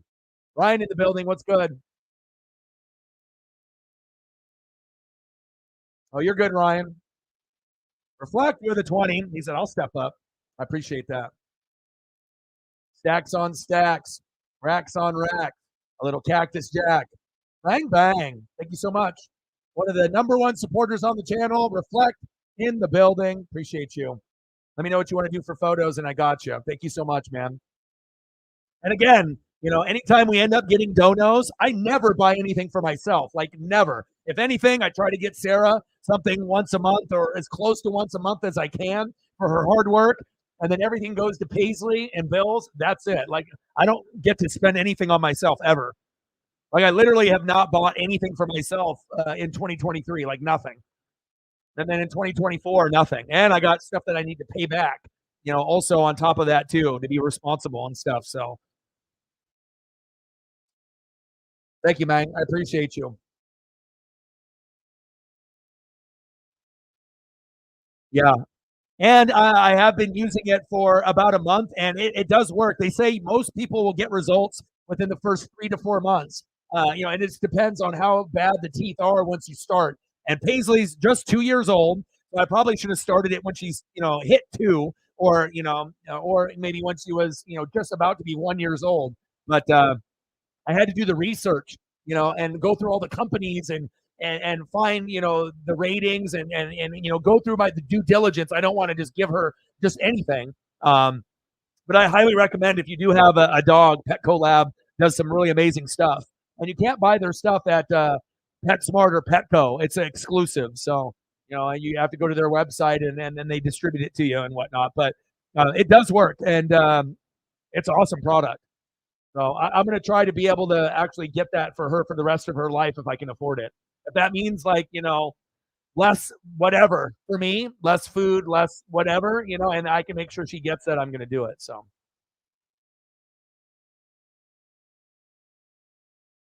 Vita, good choice.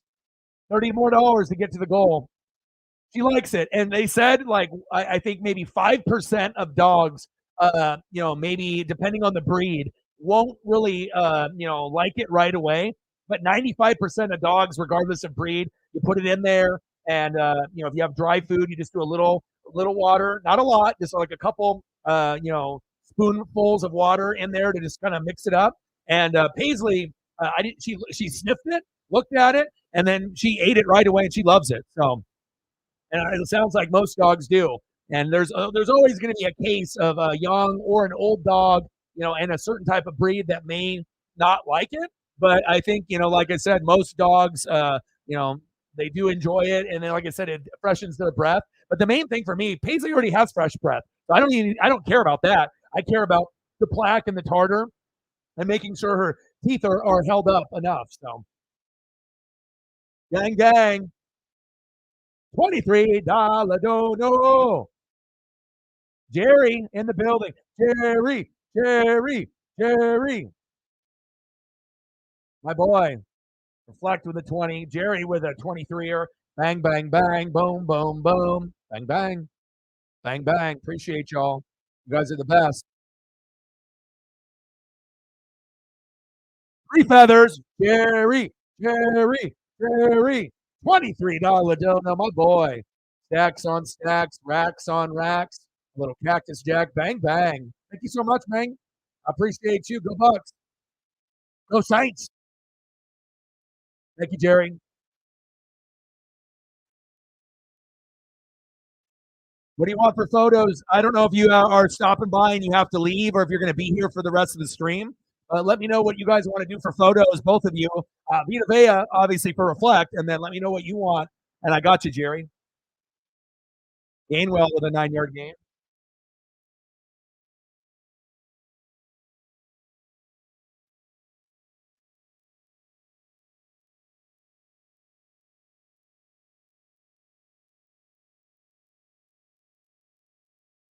Ryan with a 5-er.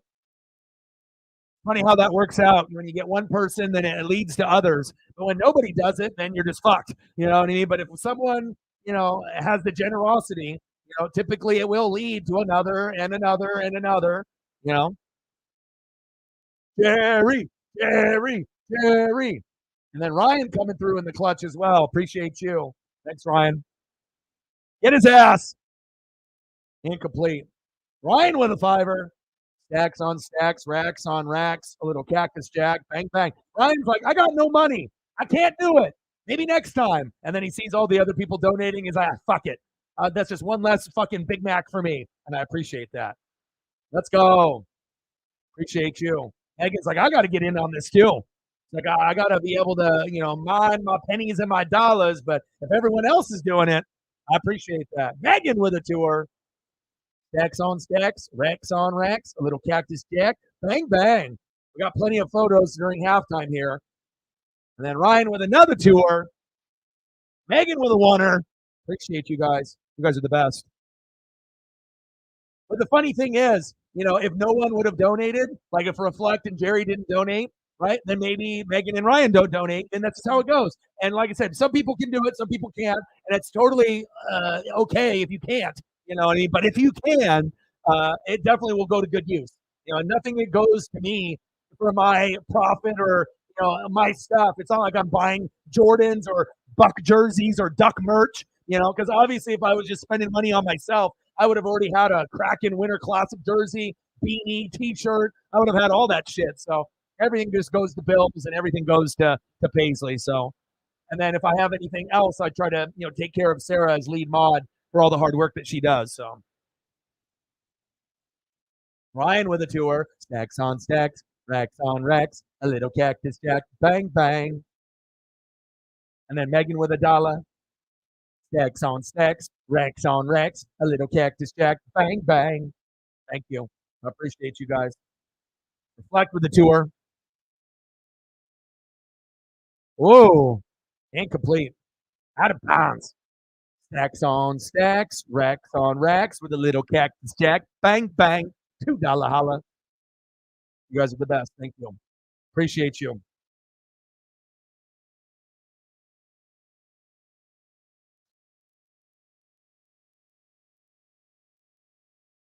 I appreciate that. Well, and like I said, I feel that, for what I do, I feel I'm one of the best in the world at what I do. Do I have the subs and the views, to state that compared to some of the others that have higher numbers than me that are maybe more popular than me? But just because you're more popular than me now doesn't mean that I'm not going to be able to get there or elevate and get more. But again, I boot out more people than any other channel. Most channels don't care. They're just going to take all the toxic people just because it adds another sub and another view and another person in the room.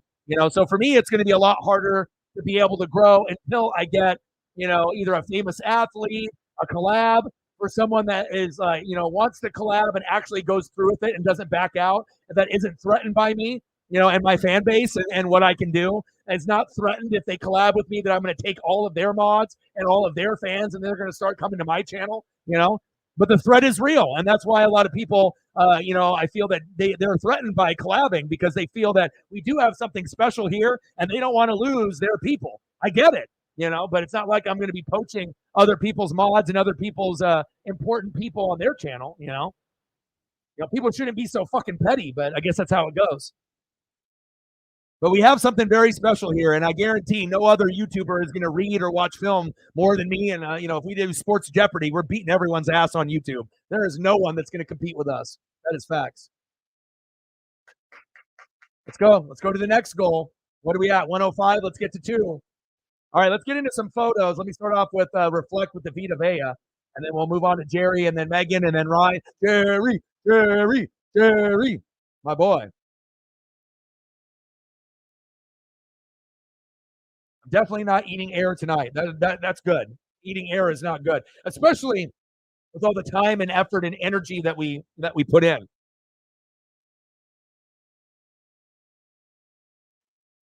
right, let me get some photos up.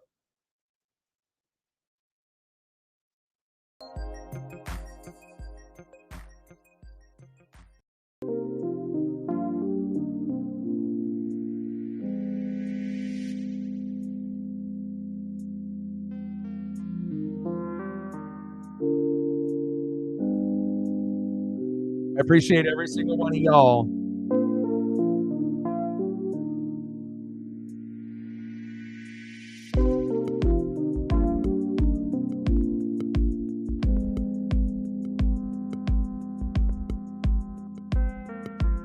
Go, baby.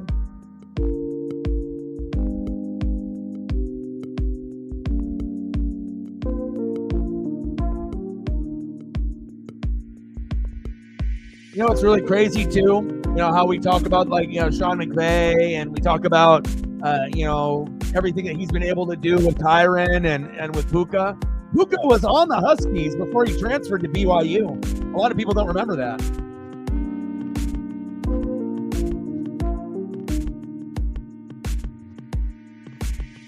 Very true. Very, very true. But I imagine most fans totally, I mean, it just depends if, the guy gets on the field or not, or if he's on the sideline. But I think a majority of the people watching Puka, they had no idea that he was on the Huskies before he actually transferred to BYU. It's a badass photo.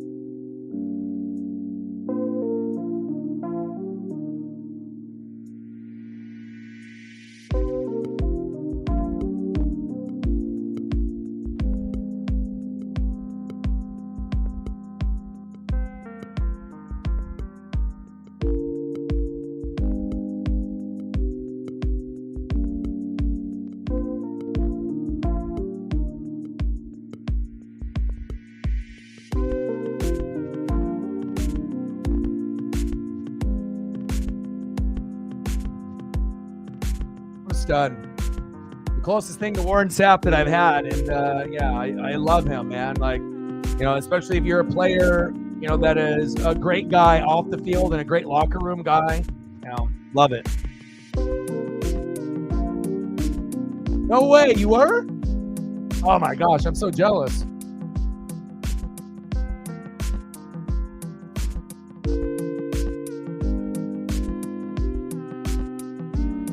Oh.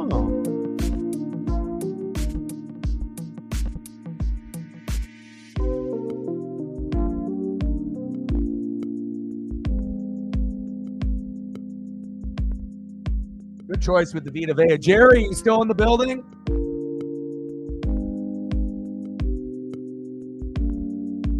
I'm not sure if Jerry's in the building. I hope he is. Gang, gang. Vita Vea, baby. Gang, gang, gang. Jerry, Jerry.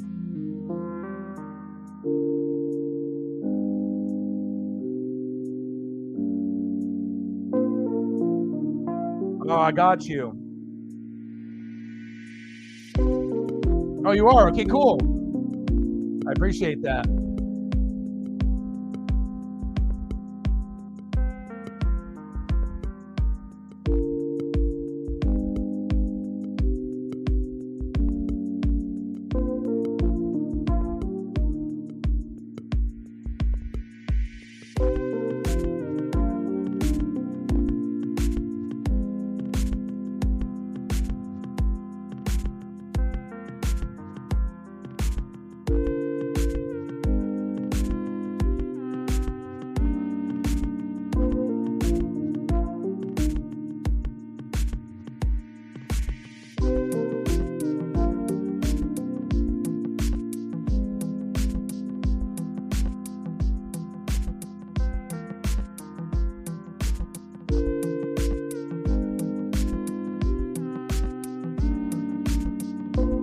Make sure you're looking out for your mental health. It's very, very important. We only have one.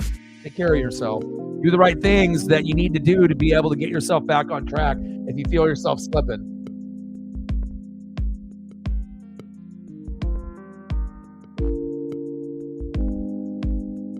Take care of yourself.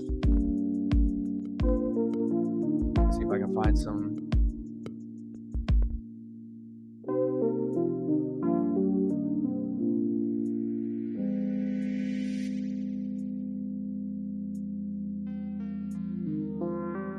To get one that formatted better. That one didn't format very well. Hold on.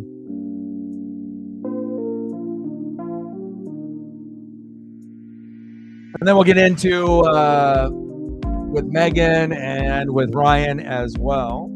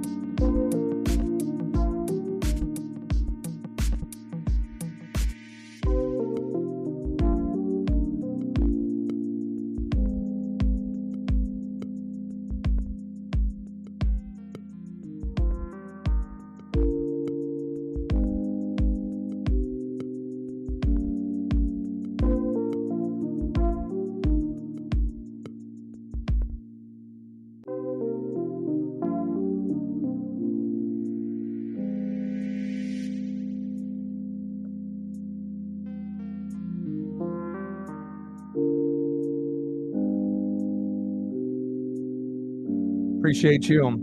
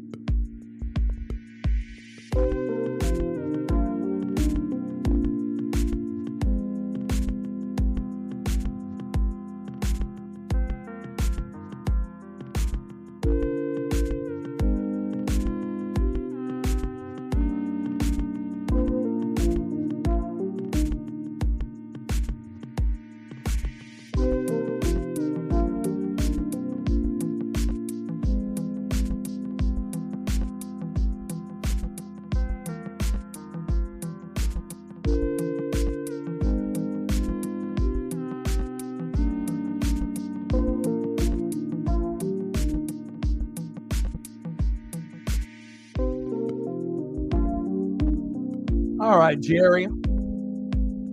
Gang, gang. I appreciate you, bro. Jerry, my boy.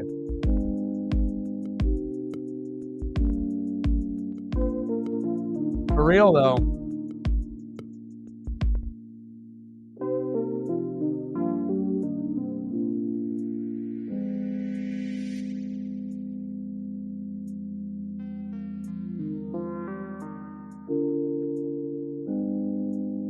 All right, what do we want to throw up for Megan and Ryan? I got you. Let me know.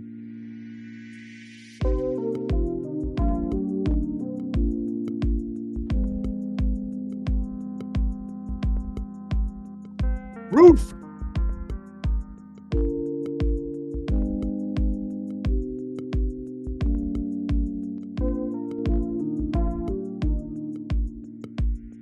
Oh, nice. New Zealand is beautiful. I got a friend from high school that lives there. Coincidentally, her name is Megan also. I know a lot of Megans for some reason. There's just certain people that, I guess with females, I just, Meg or Megan, I know a bunch of them. So, and she lives out in New Zealand as well. And anytime I see photos on like Facebook of her adventures, and she actually just made a trip back to the States a couple months ago, which was pretty cool. I didn't get a chance to see her or anything, but it sounds like her and her kids had a great time.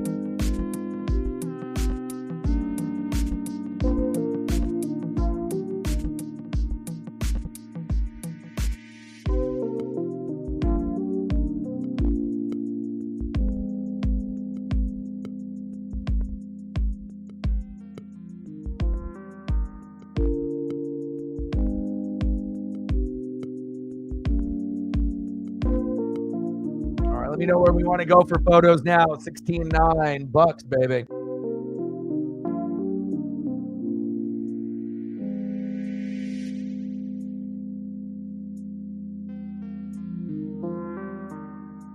And I'll wait for Ryan to respond, but in the meantime, I'll throw up some Celtics players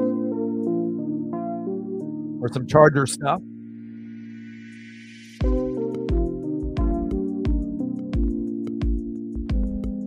LaDainian Tomlinson or something.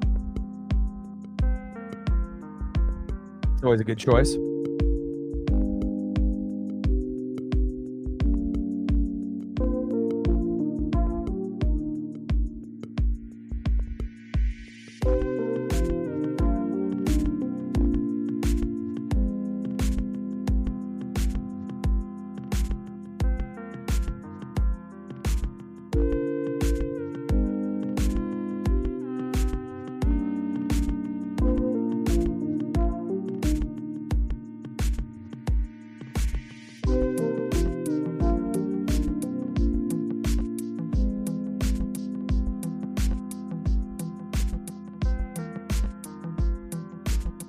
Second half about to start.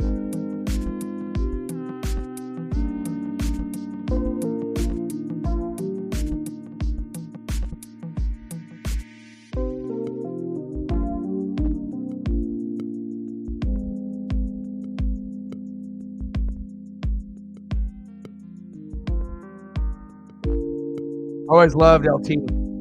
Lawrence Taylor and LaDainian Tomlinson. Gang, bang. Appreciate you.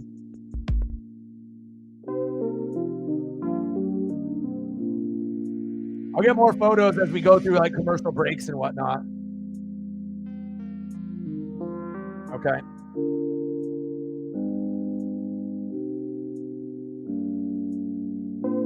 I got you.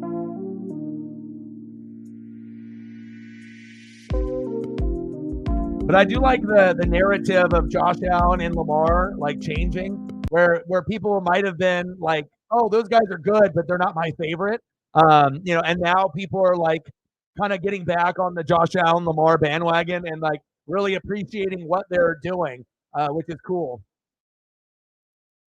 Like I feel the Josh Allen narrative has changed quite a bit, and the Ravens and Lamar. I mean, obviously we know if Lamar's defense wasn't as good with Roquan Smith and company, then maybe we're not having this conversation. So it is a team effort, but it's really awesome to see Lamar get back to his MVP ways.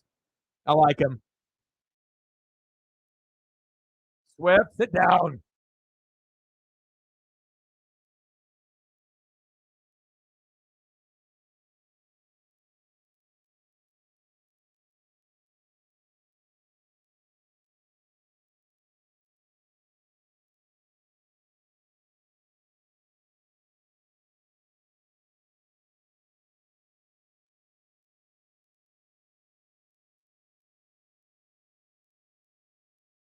What's good, Roof? Second down and 11. Shotgun set. Jalen throwing it. One-on-one coverage. What happened to my hands? Well, one thing is for sure, regardless of who you guys get at head coach, you guys are drafting a quarterback. Because, if you guys were okay with not drafting a quarterback, then maybe Pete would still have a job.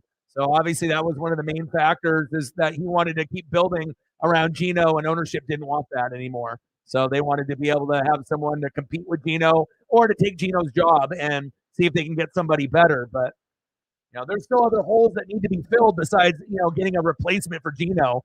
Offensive line, defensive line, linebackers, secondary. There's still quite a few pieces that need to be filled. Third down and 11. Bucks bringing the pressure. Get his ass. Yeah. 12 noon. You know what time it is? Time for a sack lunch. Yum, yum, yum, yum, yum, yum.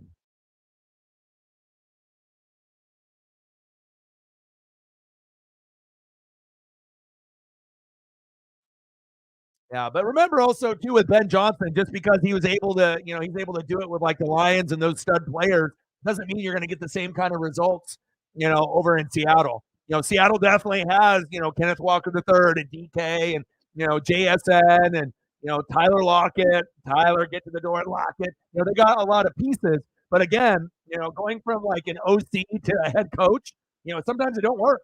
A lot of OCs and DCs that try to be head coach, they fail, and they fail miserably. So unless he's going to be head coach and play caller, or just head coach, and he's going to have someone else call the plays, or it's going to be him and another person. So you always have to remember that too.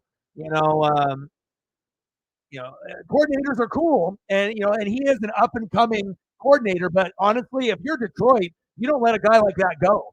Like I said, that's a guy that you keep in house, and you have him stay there for the Lions for as long as Goff is there. Because if you can keep that nucleus together, that's going to get the Lions further and further along to get to their goal, which is going to be an NFC Championship game and a Super Bowl. So if you're the Detroit Lions, under zero circumstances, you let a guy like that walk.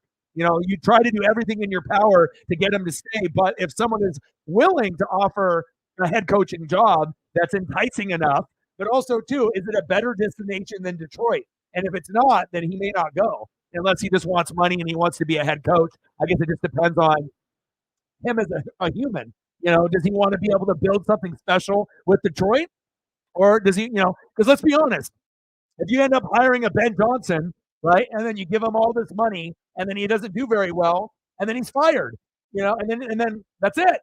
Other than maybe staying with Detroit and maybe end up winning a championship one day. So, just because, he's a hot name and whatnot doesn't mean that's going to be the right fit for Seattle. And honestly, I don't think Ben Johnson, to me, I don't think Dan Quinn is a fit. Harbaugh's not a fit.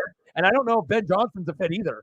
You know what I'm saying? Like, it's going to take a special person to come in there into Seattle to be able to not step on toes. Are you going to be a disciplinarian guy? Are you going to be a player's coach? You know, it's going to take the right individual to follow Pete's footsteps. You're not going to just be able to throw anybody in there and have it work. And honestly, you may actually have to get a couple coaches fired before you find the right one. So, and I don't think Harbaugh has any interest. And I know that Quinn, you know, obviously his relationship with Seattle and the Legion of Boom, he'll be a name that's going to be talked about. You know, but I don't like him as a head coach. I like him as a defensive coordinator. But even him as a defensive coordinator, how did they look against the Packers? Not too good. You know, and Dallas's D is better than Seattle's. So if you can't do it there, you know, what makes you think that he's going to be able to do it in Seattle? And he was already a head coach once in Atlanta, and how did that go? Not good. So not everyone is going to be great as a Pete. You know, on college, NFL, or going from a coordinator, to a head coach. You got to remember that. You know, some guys are able to elevate and be, an OC to a head coach, but some, are going to be like Josh McDaniels, where they can call plays and that's what you're really good at, but you just are not a leader. That's just bottom line. So, oh yeah, Goff is going to be there for the rest of his career. Goff is going to be on the Lions for the next, 5 to 10 years until he's done. That's their quarterback. So Goff ain't going anywhere. That's their franchise quarterback. I stack lunch there for the Eagles. 12 noon, you know what time it is? Time for a foot to cock sack lunch. Yum, yum, yum, yum, yum, yum.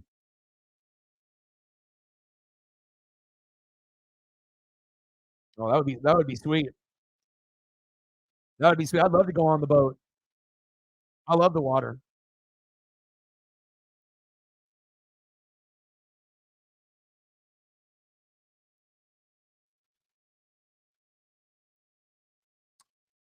To be honest, I'm very opinionated and I do my research and I, go through it. I don't have a name for you. I don't. Normally I do. Normally I'm like bang, bang, bang. Good, good, good. No, no, no. I don't have one because I really take it serious on trying to find the right fit, for every team. So even though the media is going to be pushing, Johnson and Quinn and any other fucking name that's out there, Bill Belichick and all these other names, I don't have a name for you right now. I got to be able to see what else is going to be available on the college side. As far as the OCs and the DCs in the NFL, who's going to be available. We're going to have to wait until all the playoffs are done to see who's going to stay and who's going to come back to their original teams, and then kind of go from there. So I don't got a name for you. I wish I did, but I don't got one.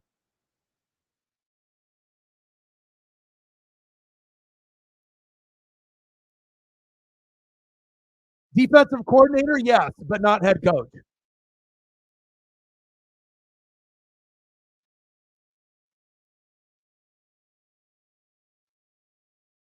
Yeah, and it just depends, if you want to give a young guy a chance, a young guy that is very talented a chance, or are you going to go through a recycled coach that got fired? Are you going to look on the college ranks? Or are you only looking at the NFL? In Seattle, only looking at OCs, DCs, and fired head coaches from the NFL? Because if that's the case, you might be missing out, on someone on the college level, but also on the college level, a lot of these guys are already starting the recruiting process.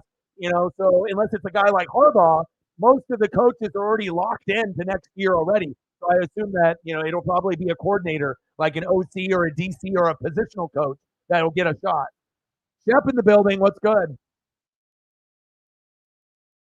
I'm getting Megan some photos here.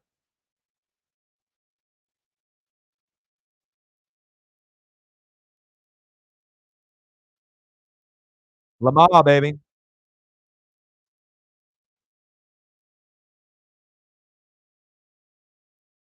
Let me get one more squeezed in here. 16-9, Tampa. Oh, yeah, baby. Get Jalen. Oh, big hit. That wasn't a dirty hit by Levante David.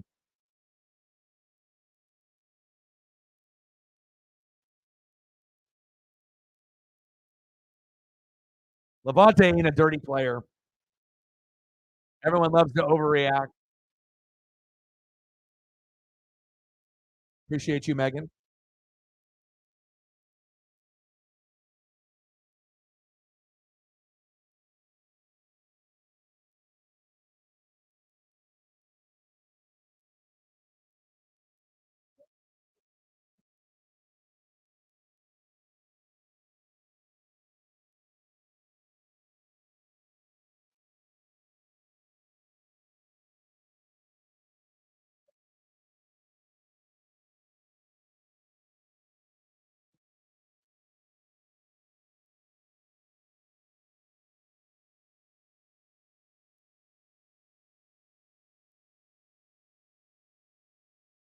First down and 10. Get his ass.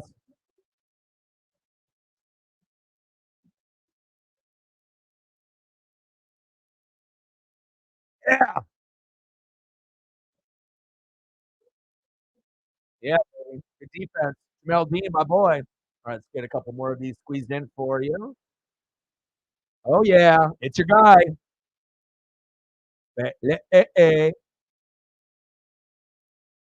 Appreciate you. There's been close ups. All right, come on. Let's go, Tampa.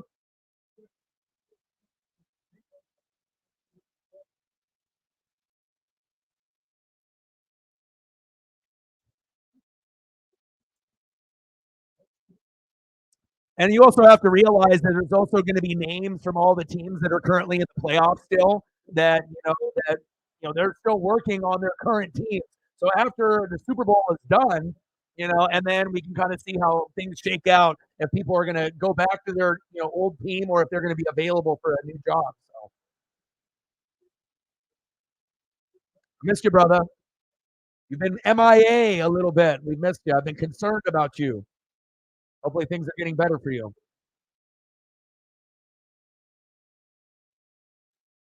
Right.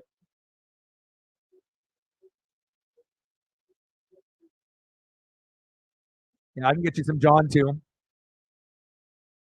Oh, I got all photos for you guys. Ah, what happened to my hands? Britt in the building, not Brittany, but Britt. Let's go to Britt. My girl Britt. Brittany. 16-9 Buccaneers. Work has been hell. I assume it has been. Sorry to hear that, bro. Having to pick up the slack from a bunch of slackers that you're working with that are lazy, that aren't doing shit, and then you got to pick up the pieces, and then who's getting in trouble? It's you, right? So hopefully things will get better.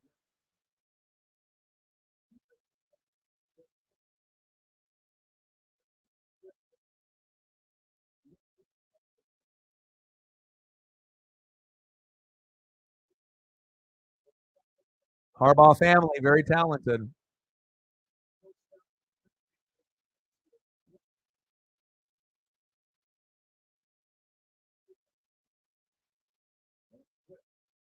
Swift with the short game.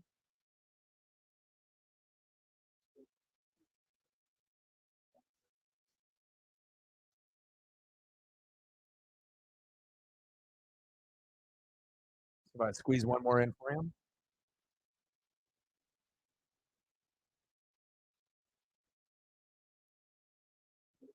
Squeeze one more John in here.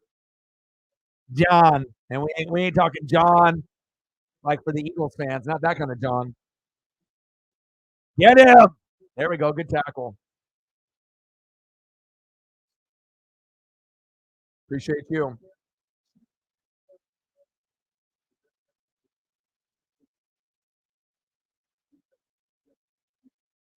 Yeah, well, the Eagles are not a good team. They went 10-1 and they've been on a fucking slide in the last 6 weeks. So, I mean, everyone in America picked Tampa to win. And you got to understand, if we're 9-8 and we're a shitty team and everyone in America is picking us, what does that say about the Eagles? Not a whole lot. If they don't trust that defense and they don't trust the offense, no A.J. Brown, even if A.J. Brown is playing, I still think a lot of people would still have picked Tampa to win. And we're not a good team. We're like the Pittsburgh Steelers. we're better than the Steelers, but we're not, we're a pretender. We're not a contender, you know. But yes, I am in a good mood. I am in a good mood. Anything for you, no problem.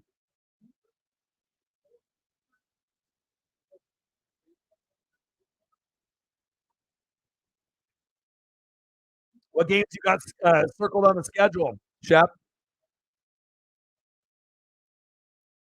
Yeah, the Eagles were clicking. I mean, they were 10-1, and they were a top, 5 team all year in that first 3 months.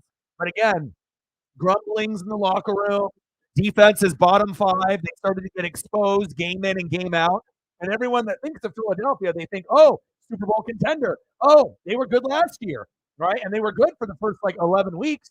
And then they went on a big skid, where confidence was shaken. Jalen wasn't playing good. Defense was terrible. Bottom 2, bottom 3 in the entire NFL. Can't stop the run. Can't stop the pass.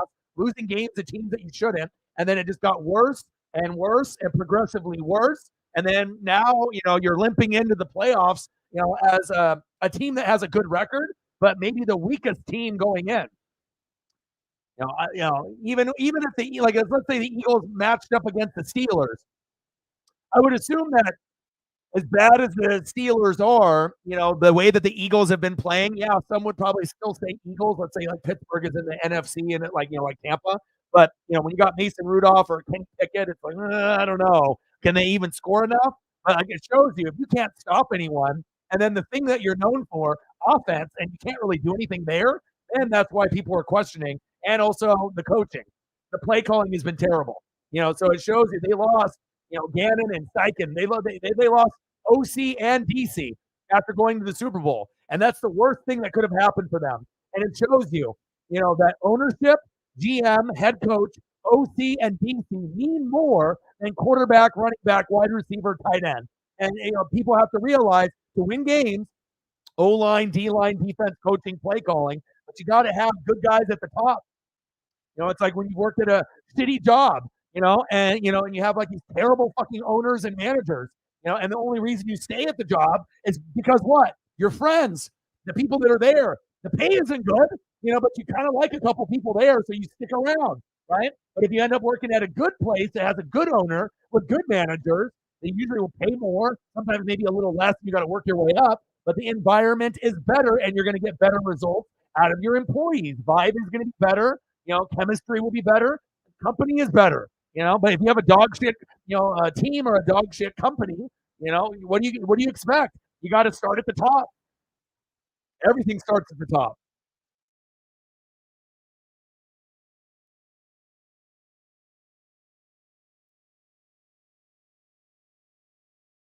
Let's go Bucks. 16-9 Buccaneers. Have I missed any photos for anybody? For the people that donated? I'll wait for Ryan to come back if Ryan comes back. So I can always get Brett. I don't know how long you're staying. It's probably close to your bedtime here pretty soon. I can throw up. A New England photo for you if you'd like. If you want to go back into your heyday, or Brady or Gronk or something if you want. And then Steph, I can get you a Falcon photo or two if you want. I got you. 16-9 Buccaneers. Let's go, baby. Oh yeah. I mean, the Peyton Manning, Tom Brady era. Even guys that got, maybe dust a little bit, with the Eli's and the Phillip Rivers, it's like the guys that maybe we took for granted. And then you start to realize, that the quarterbacks in the NFL, especially this year with all the backup quarterbacks, it's kind of ridiculous. Like we need more talent at that position, and then you got people like Cam Newton thinking that he can still play, which he can't, not on this level. But at least we got guys like AR that have potential, and we got a brand new superstar this year in CJ Stroud, so that's nice. Rashad White, baby, let's go. My favorite offense in football, college or pro? Colton's in bed. Oh, that's good. Oh, good. Colton is number one priority, just like Paisley is for me. So, everything in my life runs through Paisley. Everything in your life runs through Colton. So, when's Monster Jam for you, Britt? I must be coming up here pretty soon in like February or March. and then we'll be getting NASCAR going. And hopefully, I'll attempt to do NASCAR again. It just depends if we can get people to come through and hang out. If we can get enough people and if we can get enough donos and support. But I do enjoy NASCAR a lot.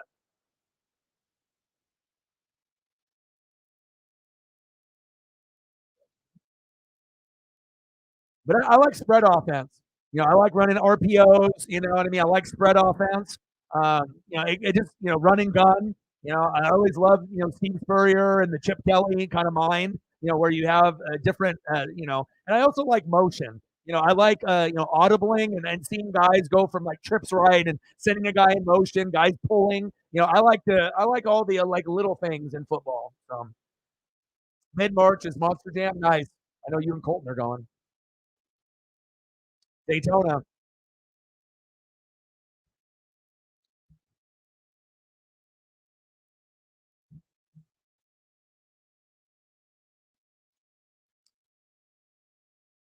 Let's go Bucks. Let's go, baby. First ballot Hall of Famer. Bake if you want to bake, baby. You want to bake the cake, baby. You already know where to go. Get rid of it, Baker. Oh, shit. It's 12 noon. You know what time it is. Time for a sack lunch. Yum, yum, yum, yum, yum. Thank God he didn't drop that ball right there. That could have been a touchdown. Come on, O-line. You stink. I mean, if you let the Eagles hang around, we will lose. You know what I mean? Like if you let them hang around, all Jalen has to do is make a couple big throws, and they can get back in it. That's all it's going to take. Defense actually starts to step up and make some plays, and then Jalen throws a couple bombs, even with no AJ Brown, and a couple field goals here, a couple field goals there, and Eagles can come back and win. I mean, it's not like they can't, but I mean, I just wish that the playoffs were had better games. Like I said, we've only seen one good game. Maybe this one is considered good. I don't know. 16-9. I guess it's close. But Rams Lions was really the only good game in the playoffs over this 3-day stretch. Yeah. Oh yeah. You need quarterbacks. You need a whole lot of stuff. Yeah, Ritter's no good. But like I said, Kenny Pickett's no good. You go look at all the quarterback Trey Lance. Yeah, you're never gonna get an opportunity to play. Zach Wilson, no. So sometimes people jump the gun and think, Trevor Lawrence, Zach Wilson, Justin Fields, Trey Lance, Mac Jones, and then you realize, damn, these guys are garbage. They're not good. There's always hope, but it shows you just because a guy is hyped in college doesn't mean it's going to translate to the NFL, even if they win the Heisman like Jameson, Marcus Mariota. Sometimes you just cap out at college and you don't get any better than what you were at college, and that's it. Unless you're a phenom. So, like a CJ Stroud. But also, CJ Stroud is having success because of D'Amico Ryans, because of the organization, because of Nico Collins. The Devin Singletary pickup was huge. The defense, it's like there's reasons. It's the chemistry, it's the vibe, it's the togetherness, And obviously, it's like if CJ Stroud was on the Colts, would he have the same, type of, success? Hard to say. Or if you would have had AR or CJ on the Panthers, they're not going to have the same kind of success. They're going to be like, oh, that guy's a bust. That's exactly what they say about Bryce Young. They'd be saying the same shit about AR and CJ Stroud on the Panthers. So it's a team effort. And if you don't have a team, or at least parts of a team there, you're going to be asked until you can get that better. So smash that like button, baby. Yeah. Just gut the whole team. There's quite a few teams that need to gut the whole team. Dallas Cowboys need to gut the whole team. Get rid of Jerry Jones, right? Get rid of Mike McCarthy. Get rid of Dak. Dak, I'm sorry to say this, you know what I mean? But Dak is a great, regular season quarterback. You know what I mean? But, he's a glorified game manager. I mean, he is. He's like the best version of a game manager there is. You know what I'm saying? Like, he'll do a lot for you in the regular season, and he plays like a franchise QB in the regular season. But when the playoffs come around, he plays like a shitty game manager and not a good game manager. Like, a game manager, does everything but lose the game for you. But when he goes to the playoffs, he loses the game for the Cowboys every single year. The defense doesn't help him either. But I mean, your strong suit is Dak, and when it goes to playoffs, he ends up being a liability. So if it's me, I move on from Dak. I get rid of McCarthy, and I hope Jerry Jones somehow disappears. Levante, baby. You know what time it is? Time for sackless. Yum, yum, yum, yum, yum, yum. That's my guy, baby. Yeah. Levante was my favorite player on the team for years. Hell, I bought a Levante David, jersey back in the day.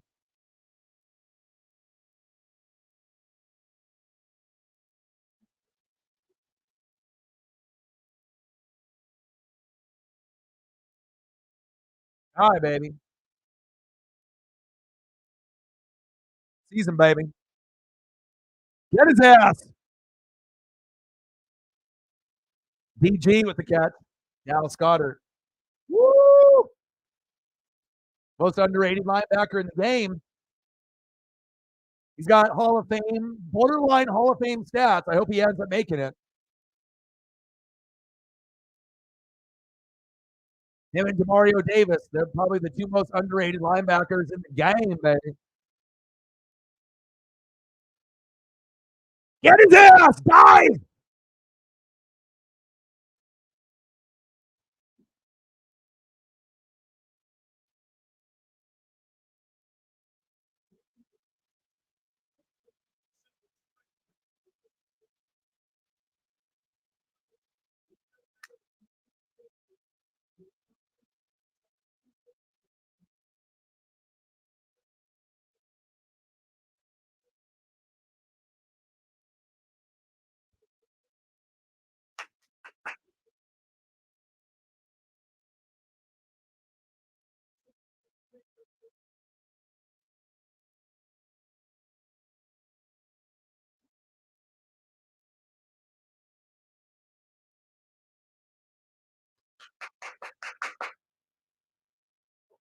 Let's fucking go, baby.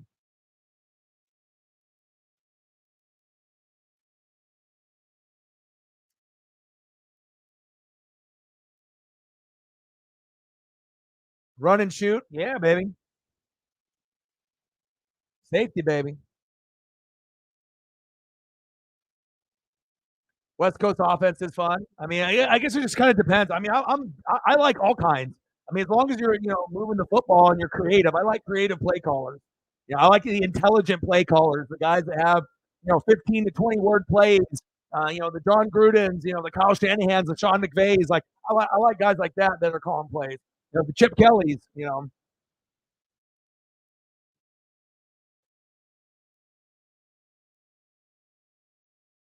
Nice smash cake for his first. Awesome.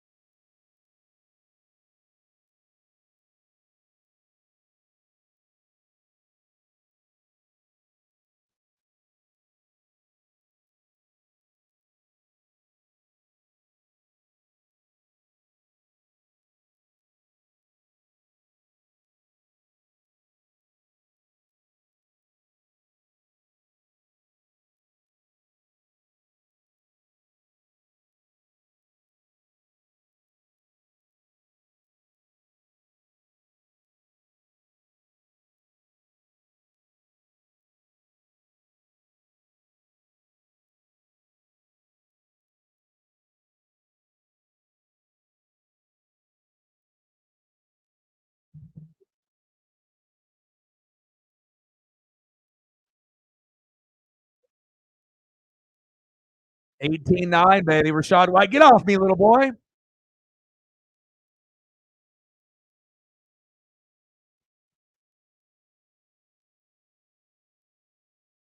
I really do like Rashad White. It's probably the first running back, since All-Star and Warrick Dunn that I actually really like. Doug Martin had moments, but it wasn't like anything long term. But I think this might be the first time since like All-Star and Warrick Dunn where I really like the running back. It took that long for me to get another one that I really like. It shows you, Tampa usually is a franchise of misery unless we're, building in the right direction, or you all of a sudden have Sapp and Brooks and Lynch and Barber and Allstott, right? Go baby, go baby, go!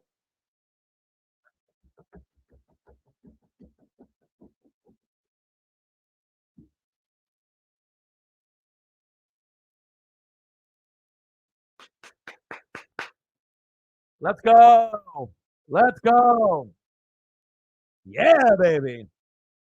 That's what I'm talking about, baby.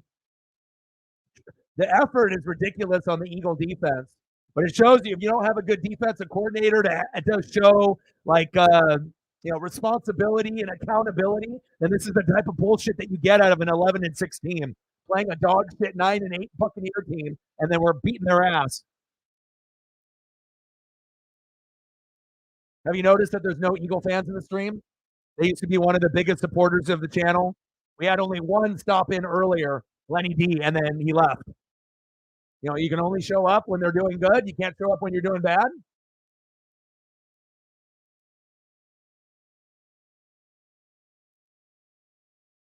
I'm doing pretty good, man. Life is pretty good for me right now. The real thing is that we can go into Detroit and win that. That'll shock not only me but the world globally. If Tampa goes into Detroit and wins next week, that'll be the same thing we will say if Green Bay ends up being the Niners. Like, we know Jordan Love is playing fantastic football, arguably probably the best quarterback that's playing right now, right? But if Tampa Bay and Green Bay end up winning, I mean, I don't know. It'd be like Stranger Things in the upside down. It would be horrible for the NFL, but obviously, we'll see what happens. Probably more than likely, it'll end up being Niners and Lions, I would assume, and then the Lions will get spanked. Yeah, haven't been the same since. Shanahan's a fucking OG, man.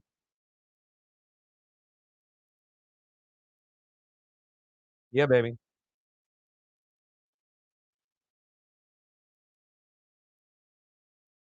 Gang, gang.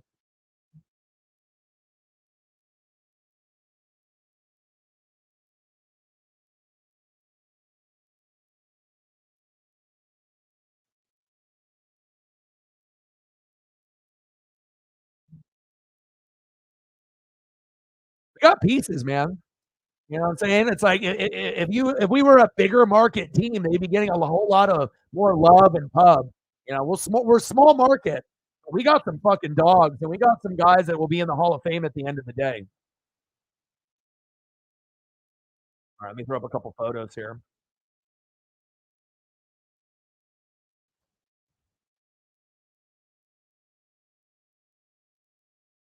Get one up for Brett. Get one up for Shep here real quick.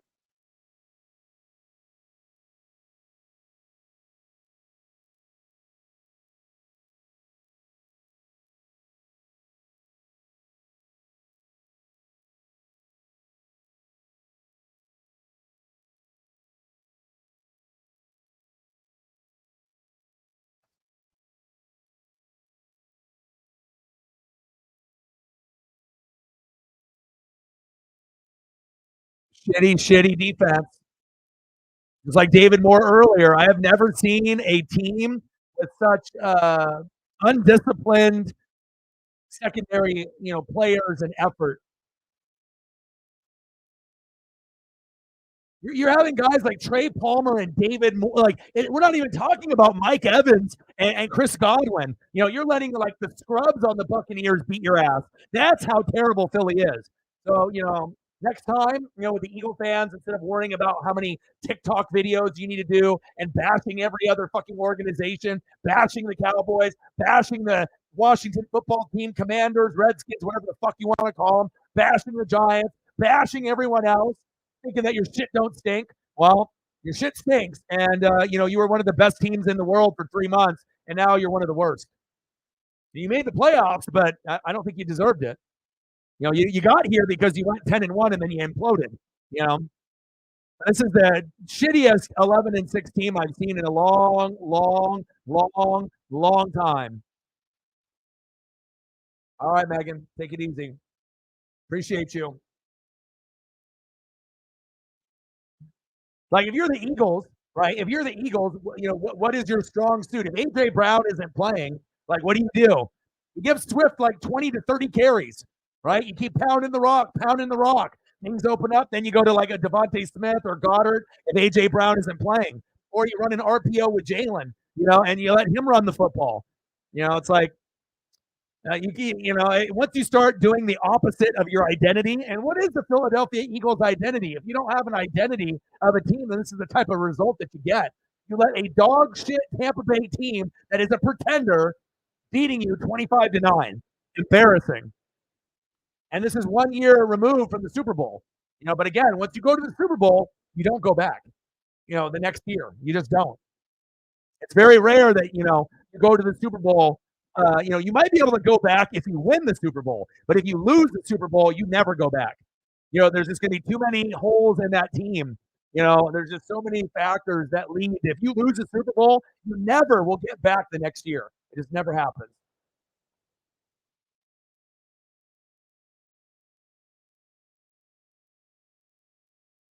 Fuck, my team playing like I got Brady and Gronk still out there. Yeah. Yeah.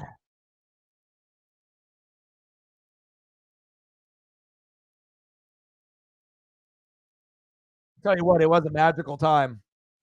Still doesn't seem real, but I'm happy that they both were able to continue their careers and being really good friends together.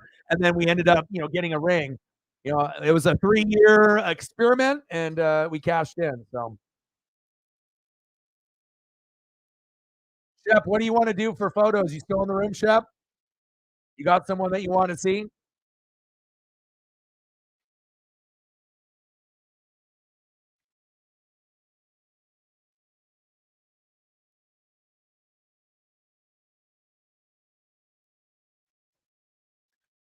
Everyone on the Falcons organization should be fired, for one reason. One reason. Everyone should have been fired this year because of this.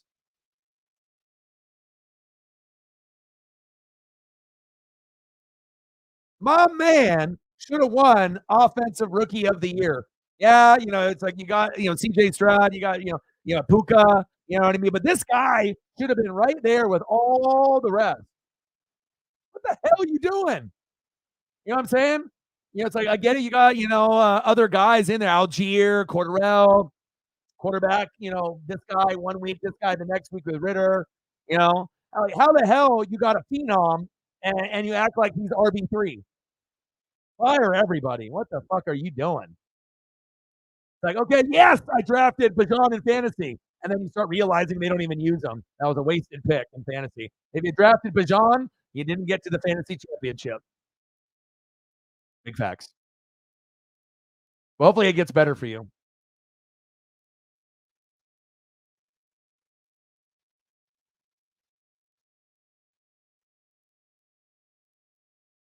Not good enough. Not good enough. Because he could have ended up breaking an NFL record. He could have ended up, breaking big records, not just the team record. Like the guy should have had like 100 more carries. You know what I'm saying? Like, I don't think I've ever seen a phenom underutilized more than that. Yeah, the Kyle Pitts, but he's a tight end. That's different. You know, and that's another person that was very, very underutilized. It's like the guy is a talented player. Like, we should be talking about Kyle Pitts in the conversation of being a top 5, top 6 tight end, and we don't. He's like top 15, which is ridiculous. And Bajan should be a top 10 running back. But, you know. All right, Odin. This is enough of this game. Appreciate you, bro. Thank you for your support. Love you, bro.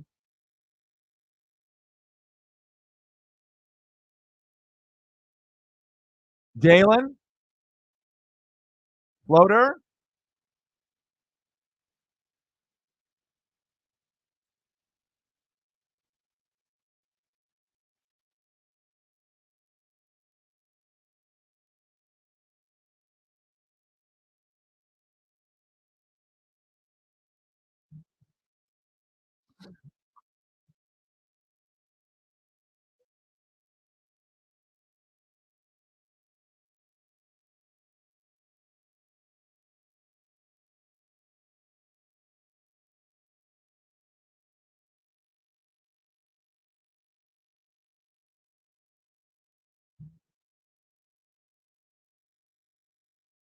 But it shows you, it's like you can have like superstar players, but like this example is like 100%. If you lose offensive coordinator, defensive coordinator, this is what happens. You know what I'm saying?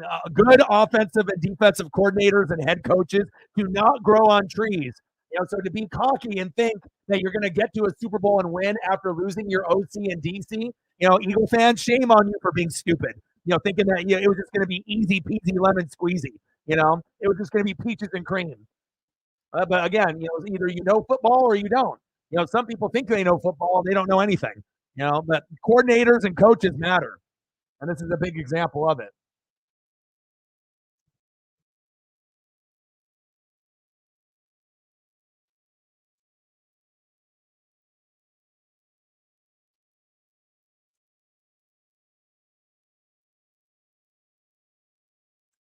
It's like the fan base can talk shit, but they can't take it.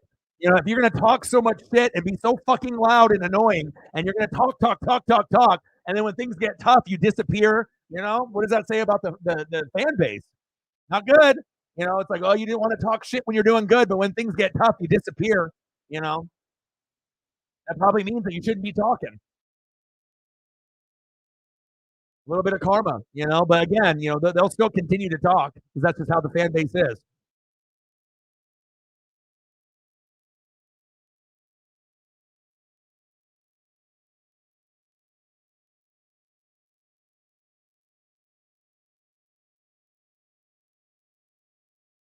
Second down and 17.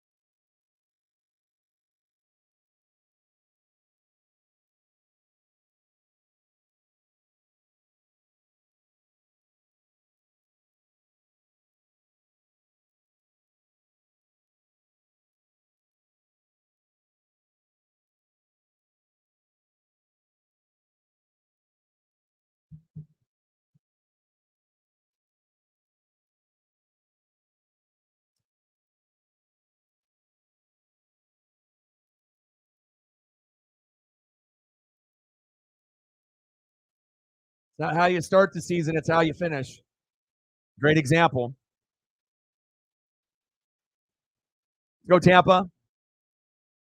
I just wish my team had like Brady and Gronk and we were like a Super Bowl contender beating this Eagle team rather than just us being kind of a pretender. And, we'll take the win. We'll take it. We got payback for earlier in this year, but, does Tampa legitimately have a shot, to get to the NFC championship game and win it or the Super Bowl? And the answer is a hell no. So, I'll take the dub if we can get it here, but I think I would have rather had the Saints make the playoffs and us get a better draft pick, especially with all these amazing quarterbacks coming out. But I guess I just have to appreciate, any playoff opportunity we get, especially if we win, since we ended up losing to Dallas last year with a very, very shitty led Tom Brady team in his last year in the NFL. Third and long. Get him.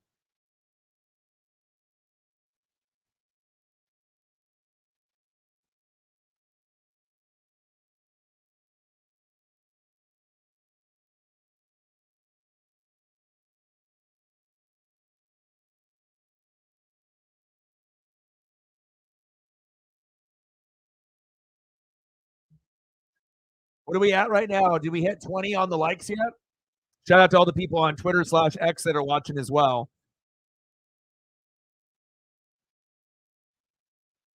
40-yard attempt.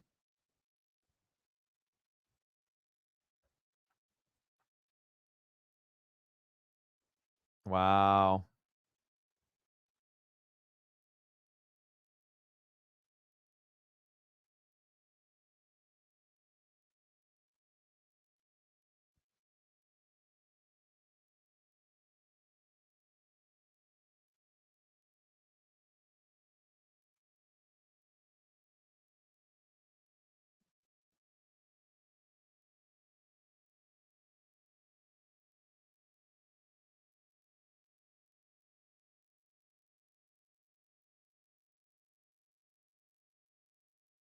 4th down and 5.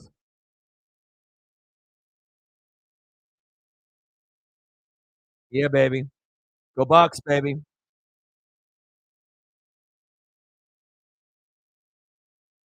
We are at 27, 3 away from 30. Nice. Let's go, baby. Well, but does it really surprise anyone? Like everyone on all the networks went Tampa. I don't think I've ever seen like a whole network, pick a team that's got a 9-8 record, and everyone's so confident that we're going to win, even though we're shaky ourselves and we got blown out by the Saints. In week 17, scored 9 points, only 3 field goals against the Panthers, barely won. And then, it's nice that, we were able to get going, but it's not like we've seen a lot of big plays from the big stars. It's like not a lot of big Mike Evans, Chris Godwin. So, but I'll take it. A win is a win, and it shows you can be 10-1 and have a soft schedule, but when things implode, and if you don't have a good OC, DC, or a head coach that can keep the team together, then one distraction becomes another. People start pointing fingers, and then things start going downhill, and they go downhill real quick. But I don't think I've ever seen a 10-1 team implode like this at this level in the NFL in a long, long time. Oh, I don't know if we're going to beat the Lions. I think I would rather have the Lions win. I might be a Buck fan, but I'm looking at for NFL fans' sake, Tampa. No one wants to see Tampa. Hopefully it's a good game and it ends up being like back and forth, and then the Lions win like 30-27. And then they move on, and then the Niners and the Packers play, and we assume the Niners are going to win, but Jordan Love is playing well, and we'll either have Packers Lions or Niners Lions. Niners advance, you would think, and then Ravens and Texans, Ravens, Bills, Chiefs, 50-50. Maybe the Bills win, maybe they don't. And then regardless if it's Chiefs or Bills, you would assume Ravens, but the Chiefs and Bills are good enough to beat the Ravens. And the way that the Packers have been playing lately, they're good enough, I think, to beat the Niners. It would be tough, you know what I mean? But Jordan Love is playing like the best quarterback right now. So it's not about being the best team. It's about being hot and being healthy. And if you can go into the game with, 18 touchdowns and 1 pick, and then you destroy the Cowboys, their confidence is at an all-time high. So don't be shocked, if Green Bay ends up beating the Niners. I would be shocked if Tampa beats the Lions. I would be shocked if C.J. Stroud and the Texans beat the Ravens. And if the Bills beat the Chiefs, I wouldn't be shocked because they're pretty 50-50. So, but the only shockers would be if the Bucks beat the Lions, if we win this game, which it looks like we will, and then the Texans beating the Ravens. Those would be the two shocking big things besides the Packers if they ended up beating the Niners. That would be the ultimate shocker. Or C.J. Stroud beating the Ravens. That would be an ultimate shocker as well.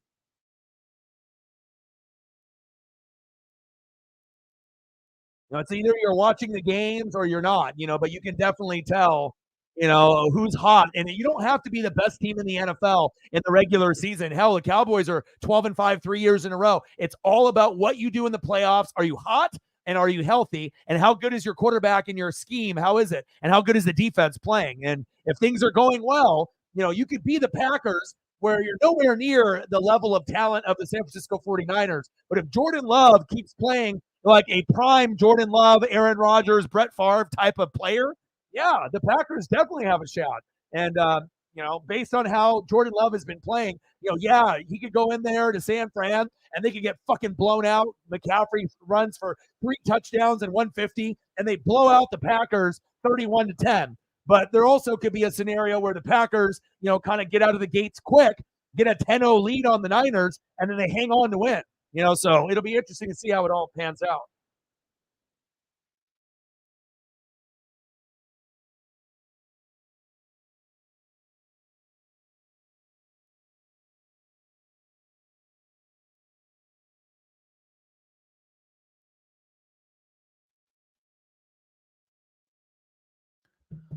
God, all these streams are all fucked up.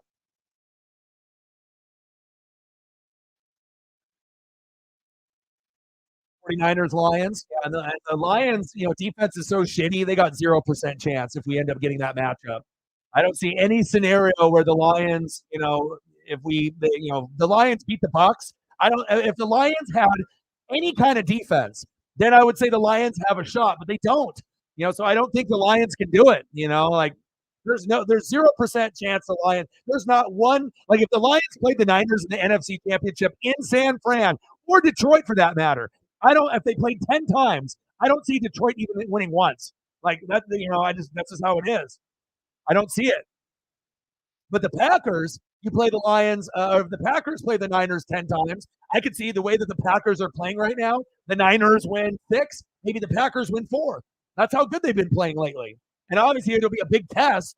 But again, you can argue right now that Jordan Love is playing better football than any quarterback that's playing right now. You know, like who's better? Who's playing better than Jordan Love in the last 6 weeks? Last month. Nobody. 18 touchdowns in one pit going into the game. It's like no one is playing as hot as him. So you have to recognize that. And Jordan Love ends up making everyone around him better. That's a good thing about the Packers. Like they can have no name tight ends, no name receivers. Doesn't matter. He'll throw to them and they'll catch it. So, and that's one thing about the Packers. They always have athletic receivers, running backs, and tight ends. And then they've just had the pleasure of having good quarterbacks pretty much their whole existence. Bart Starr, Brett Favre, Aaron Rodgers, and now Jordan Love.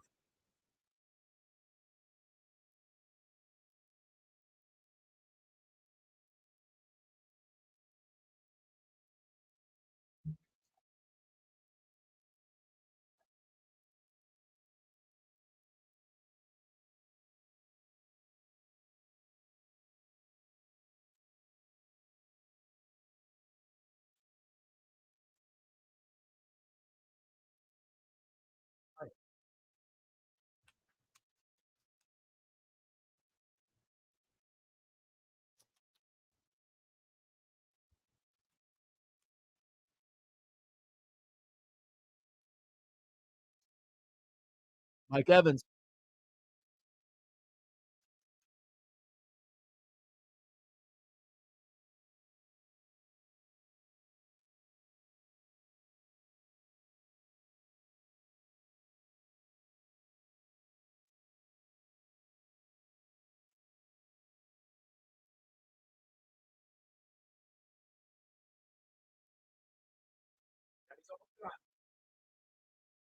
Daddy's almost done, baby.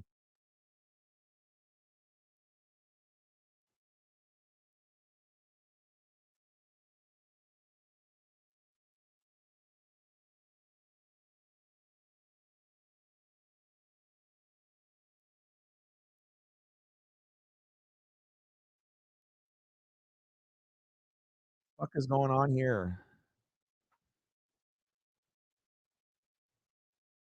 It's okay, Paisley. Dad's almost done.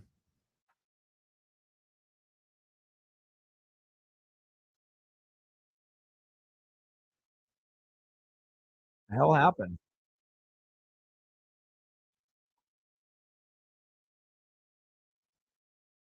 We are putting the beat down. Oh, 762 receptions, 11,680 yards, 94 TDs. Is that good? Oh, receiving records. Godwin, 529, 6,690 yards. Godwin and Jimmy Giles. Somebody go to a streaming site and see if you can have audio on the streaming, because it looks like on some of the things, the audio disappeared, and I want to know if that's just me or if it's for other people too. But I have no audio on any of them. That's weird. But someone go and click on it and click on the volume bar and go to it. The video is there, but the audio has disappeared. Good old streaming.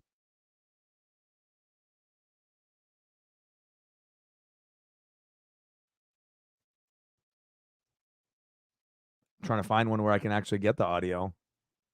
But once one goes out, it's like they're all connected.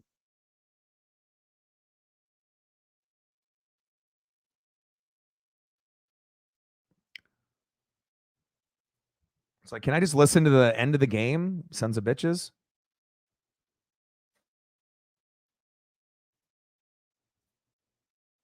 That's all I want to do. I just want to hear the audio, damn it. No, audio disappeared.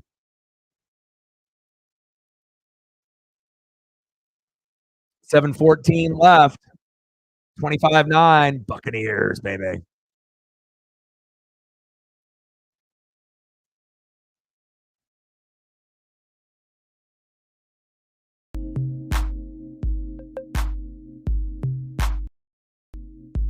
What happened?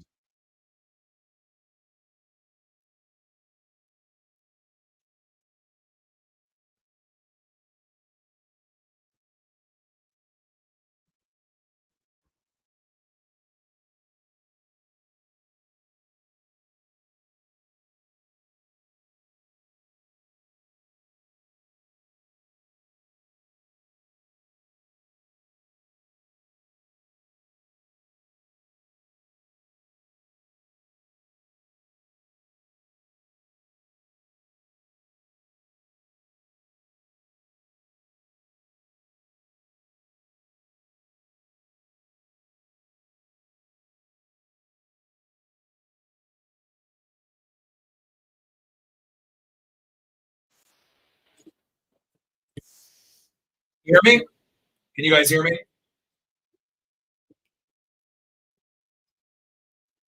That was weird. Like all the audio went out. Like I was trying to go through like the action there, and then everything disappeared. But hopefully that the since I unplugged everything and plugged it back in, hopefully that everything is good.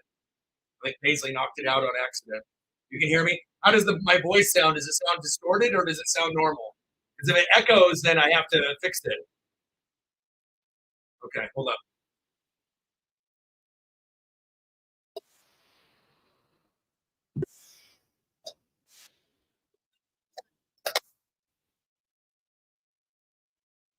All right.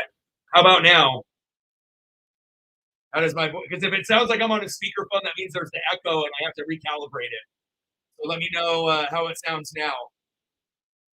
Because it shouldn't sound like I'm on a speakerphone or like far away. Like I said, things need to be calibrated and whatnot. How does it sound now? Better now, or does it still sound fucked up? Please type in the chat and let me know because I need to get this fixed as soon as possible. Feedback, please. Still fucked up. God damn it. That's not good. All right, hold on. All right, hold on.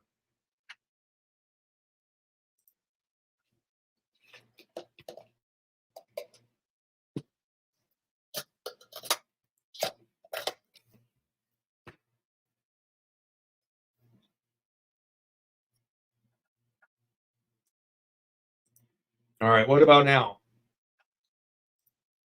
Is it still fucked up? Yeah, it shouldn't be sounding all distorted and whatnot. I think something happened with the program through StreamYard. I'm going to listen to myself here on the YouTube. Hold on.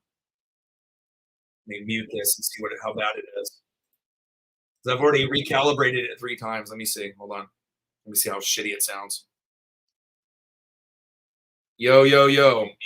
Oh, yeah. See, that's all fucked up. Hello? Oh, yeah. See, I don't know what the fuck happened, man. It's a little fucked up still. Hold on. I don't even know what to do here because I'm already live streaming right now. So normally I do it beforehand, but I think something happened with StreamYard and it just took out all the audio off me and whatnot. They're having some kind of issue. All right, hold on.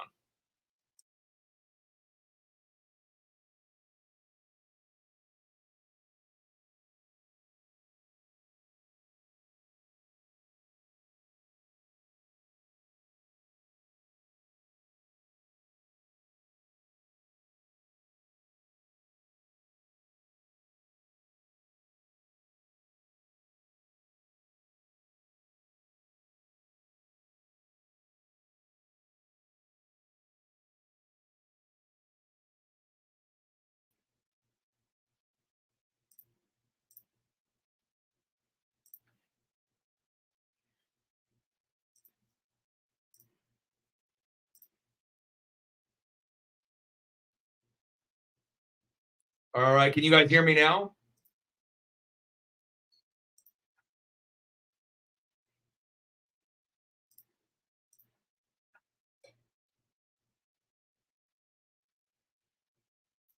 I had to recalibrate it, and I think it's still fucked up. I got to adjust the screen here. To the best of my ability. How does it sound now? Thanks, Michael. Appreciate that. All right. How does it sound now? Is it still sound terrible, or is it better? I refreshed it, and then I unplugged things. Here, I'm going to listen to myself, see if it. Hello? Still sounds kind of fucked up. Yeah, it's not supposed to sound like that, so I think that's more of a StreamYard fucking issue there. Thanks a lot, StreamYard. Damn it. You're taking away the attention from the game.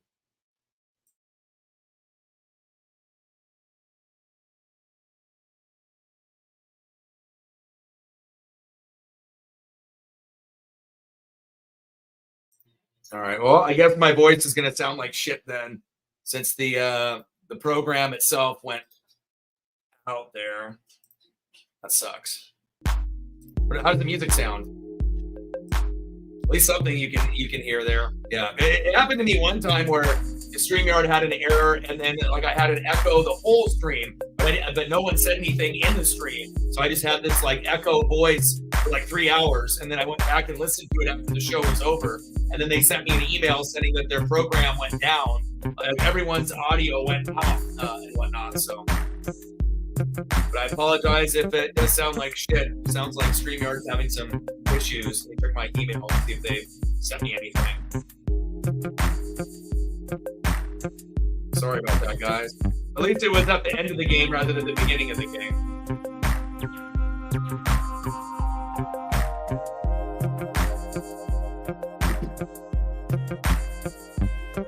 I don't know.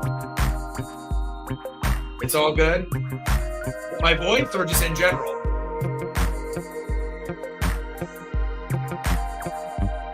Like I've already recalibrated it like 5 times, but I don't think. Yeah, music is. You can hear the music. Okay. Well, you can listen to the music and hopefully, I don't know what else I can do here in general. Okay. Well, let me see if I can recalibrate one more time.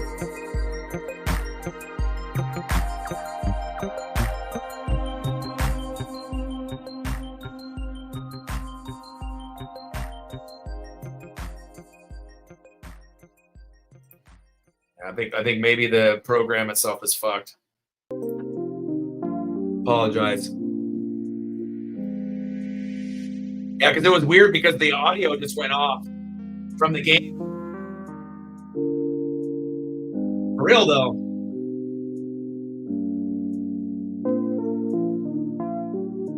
Touchdown, Chris Godwin, baby.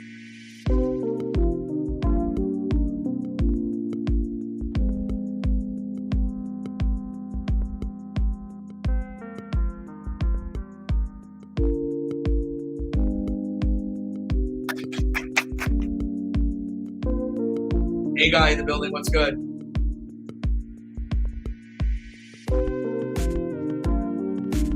Yeah, well, like I said, normally if the audio is like when I end up watching a game, unless I'm watching it on the TV, like if it's through like a streaming thing, like I only hear the audio of the game, myself, unless I have it on the TV background and it picks up on the microphones. But everything just went out, and then obviously my microphone went out, everything went out, so. Listen to see how bad it sounds. Yeah, it sounds the same way, and I've already recalibrated. So, yeah, they need to send me some. They need to send me like a free month or something for fucking my shit up. So I apologize, but I thought that was a little weird that the audio just went away, and I was like, and I remember when that happened before, but then again, they, it is what it is, I guess. Michael with the $5, appreciate you. Big show, baby. Hey, guy. Raiders. And it ain't my microphone or my voice. It's this goddamn program. Give me a free month, StreamYard, you bastards. Shout out to Michael. $5 holla. Stacks on stacks, racks on racks. Little cactus jack, bang bang. $5 holla.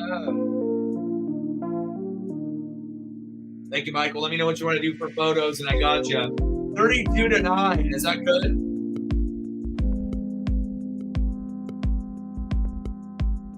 And the Eagle fan base used to be one of the major supporters on the channel, and we only had one person show up early, and that was it. And that was Lenny D, and he really showed up more because of the wrestling side rather than being an Eagle fan. I guess, Eagle fans only show up when things are going good for them, and when things are going bad, then they disappear. Is that what's going on? Can't give O-Dog his flowers when his shitty football team scores.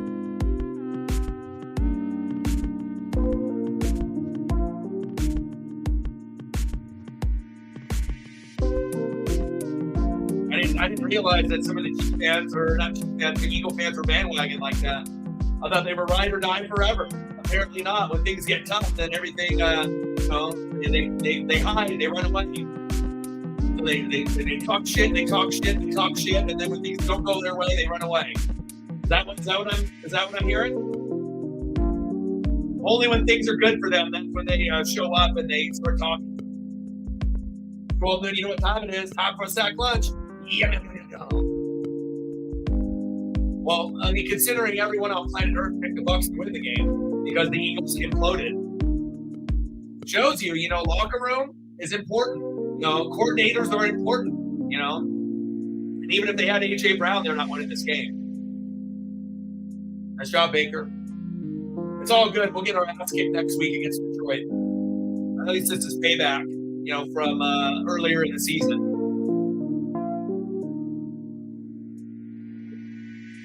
Yeah, Baker has. But the thing is with Baker, right? Baker has exceeded the expectations. But is Baker good enough to get to the NFC Championship game and win, or at least get there? And the answer is probably no. He's good enough to maybe win a game, maybe, maybe compete in two. But I don't know if Baker's good enough to win a Super Bowl or get to an NFC Championship game and compete. That's just me being honest and real. Oh, yeah. All the Eagle fans would show up if they were winning and everything. Oh, we're back. We're back. We're going to the Super Bowl. It's like the fan base that used to be, supporting the most was the Eagles and the Saints and the Chiefs. Like, what happened? Like, things don't go perfect for those three teams and people disappear? I mean, golly. Shit, like, look at some of the other people in the room, obviously I've had a little bit of glory in the last couple of years. Right on the play. Goddard is God.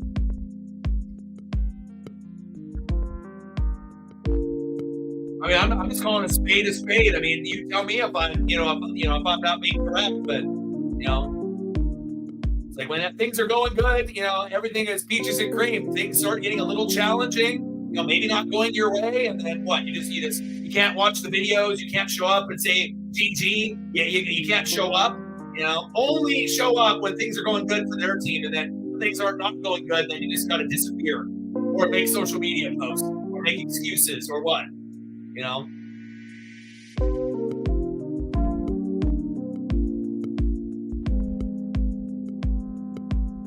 I got you.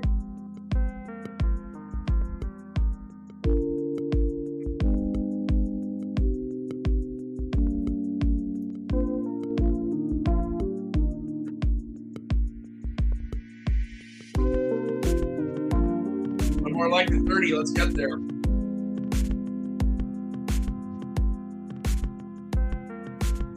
I apologize if the audio sounds fucked up. I think StreamYard had a fucking overload or something. But about 4 minutes ago, I had the audio in my actual game go out, and then the audio started to go out. So apologize for that.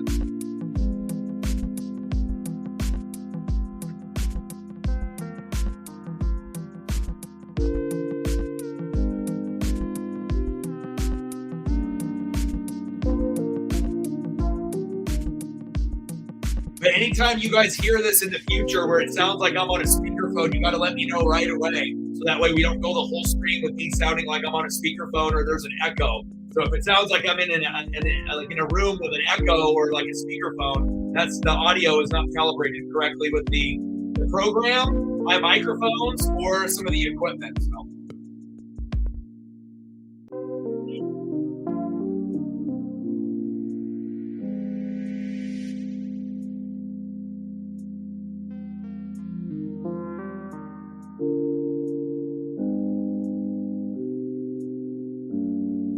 Elliot helping out on the Twitter/X side. Let me try one more time to see if I can get the audio fixed. I don't think it's going to work because I think it's the program itself. All right, hold on. Let me turn the music off.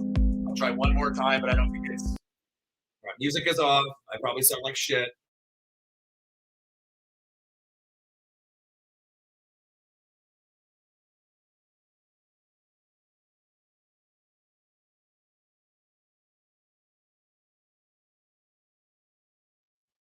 All right, how do I sound? Do I still sound like shit? Does it still sound like I'm in an echo? Please comment below.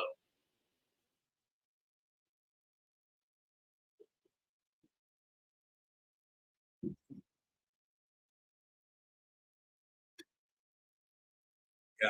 Well, I've only had it's the program. It's not my equipment, so it has to be StreamYard. Like I said, I've only had it worse.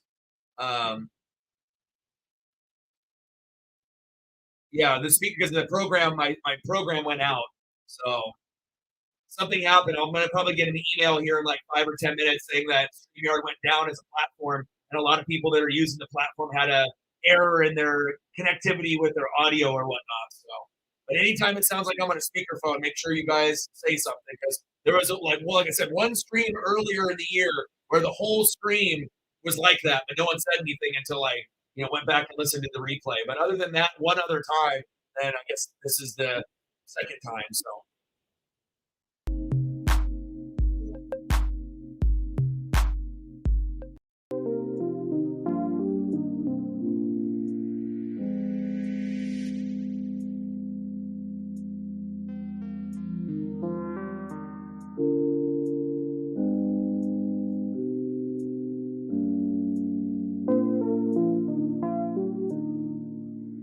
Ryan had to go to the ER. Wasn't feeling very good. So we'll get him some more photos when he'll be able to come back through.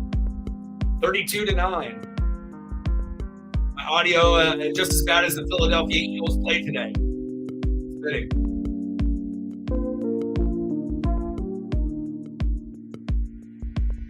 But I do appreciate everyone coming through, and hopefully I'll get some kind of update, through the program, and hopefully it's only like right now and just tonight. I can't have this shit tomorrow or the next day or the next day. They better get their fucking program fixed. I can't have no goddamn phone echo voice on my streams.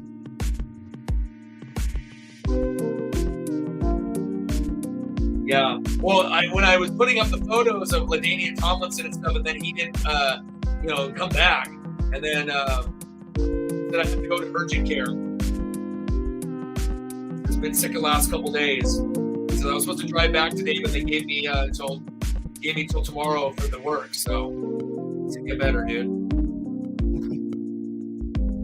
Doesn't sound like it's serious, but that's where he disappeared. So. All right, 2-minute warning until this ass whooping is over. Go Bucks.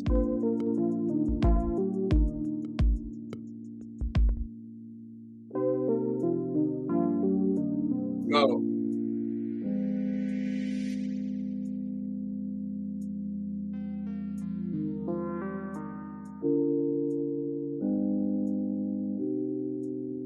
I was very confused too because, like I said, normally the audio, even on the streaming sites, doesn't go out.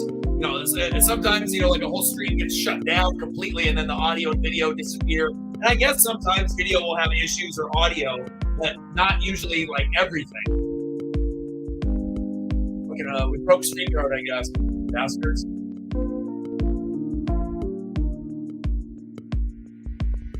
Good luck. Bucks Lions, punch our ticket to Detroit, right? Packers and Niners, that's intriguing. Bucks Lions is intriguing. Texans and Ravens intriguing. Right?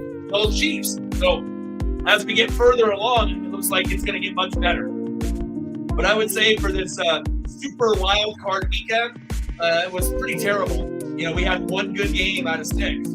All the others were not that fun to watch. But I mean, I'll take a dub and an ass whooping rather than getting my hit. But let's be honest. Unless you're supporting me, or you're a Buck fan, a lot of NFL fans have already tuned out of this game a long time ago, just like they did with the Bills and the Steeler game and every other game besides the Rams and the Lions, which was the only good game in 3 days. There he is. What's good, bro? I didn't know if you were coming back or not. Got a couple photos for you. Well, LT, they'll make you feel better. And a little Philip and LT there. Appreciate you, brother. Get well, dude.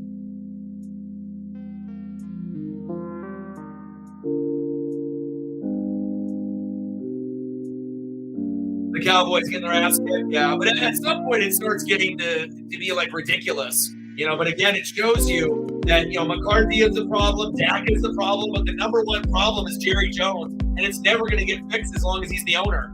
It's never ever going to get fixed. And the same thing is going to continue to happen year in and year out. 12-5 loss, 12-5 loss, 12-5 loss. That would be heartbreaking to actually be one of the best teams in the NFL in the regular season. And then to shit the bed in the playoffs every year instead of being like a shitty team like mine, right? And then, overachieving, or if we lose, it doesn't matter because we're a bad team, it doesn't matter. But when you're a good team and have high expectations and then you fall flat on your face year in and year out, that's got to be like the worst feeling in football. But again, Jerry Jones, you got him, you're never going to win. You'll never win a Super Bowl with Jerry Jones as the owner. Never. That's how bad it is. And if they can't realize that, then I don't know what to tell you.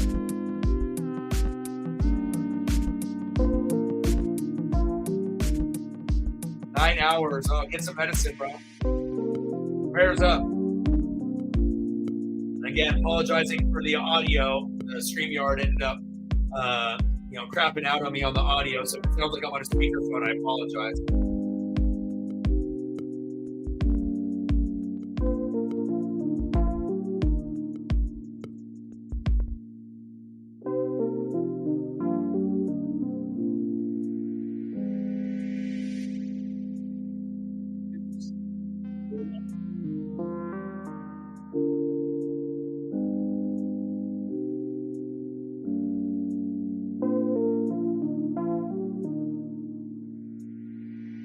Final score, Tampa Bay Buccaneers, 32, dog shit Eagles, 9, baby.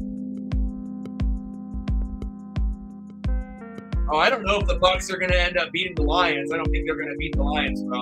Lions are going to win. And plus, we're not a good team. So, like I said, it would be more exciting to watch Niners and Lions than Niners Bucs. So, we want Niners and Lions, and then but also too, you got to hope that you beat Green Bay. Green Bay is pretty hot right now, so you got to make sure that you don't get upset by Green Bay. And then Ravens and Texans should be good. Ravens should win, and then I think Bills and Chiefs should be good. So.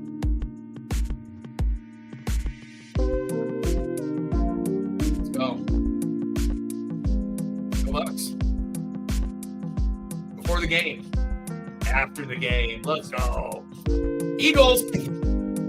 But everyone picked the Bucs to win. So it's like the first time that everyone picked a dog shit team to win. When a team used to be a Super Bowl contender, but they're playing horribly in the last 6 weeks, and it continues today. Awesome.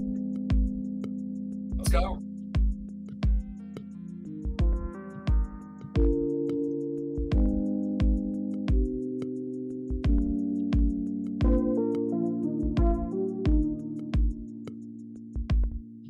Anyone, you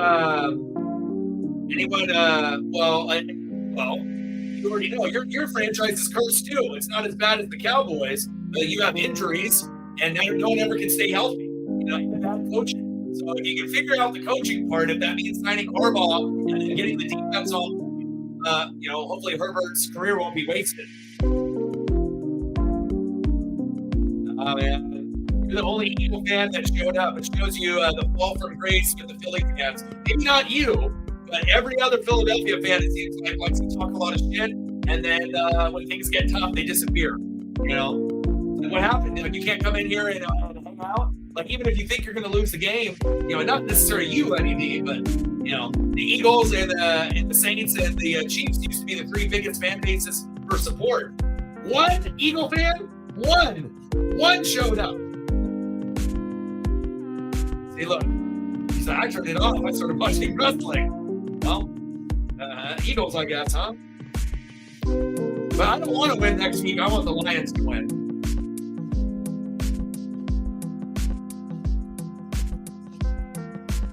Let me get you some Tatum before I go. And I'm going to go take Paisley for a walk.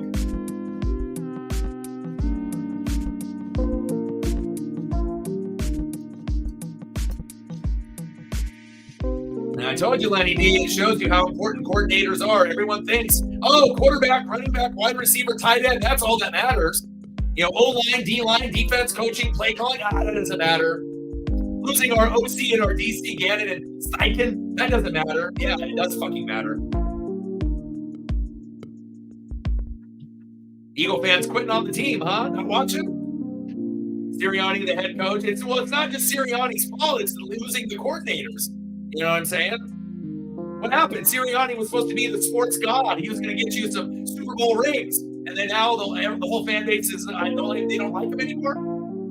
You got to realize it's not just his fault. He said, fuck it, I'm quitting. He said, fuck the Eagles. He said, I'm not even going to be a fan anymore. I'm just going to watch wrestling. It's tough. Fall from grace, but it shows you once you go to a Super Bowl and lose, you know, you're not going to get back the next year. I think Eagle fans were delusional, thinking that you lose both your coordinators, and you know when you go 10-1, you're like, "See, we're 10-1. We didn't need the coordinators." And then you start to realize as you go deeper in the season, "Oh shit, maybe we do." And you know, I don't think I've ever seen a team implode that was 10-1 to this fall from grace, but you know, there it is.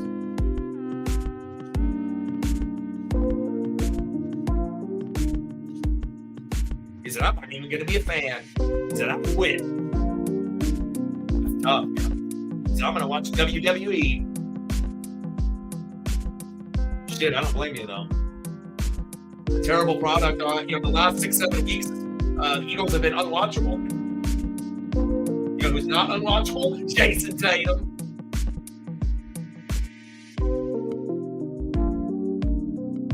Yeah, you guys chose him. You guys loved him. You said he was the truth. He was the franchise. He's the one that's gonna get you to the championship. You know, not everyone can be Andy Reid or, you know, WP, you know.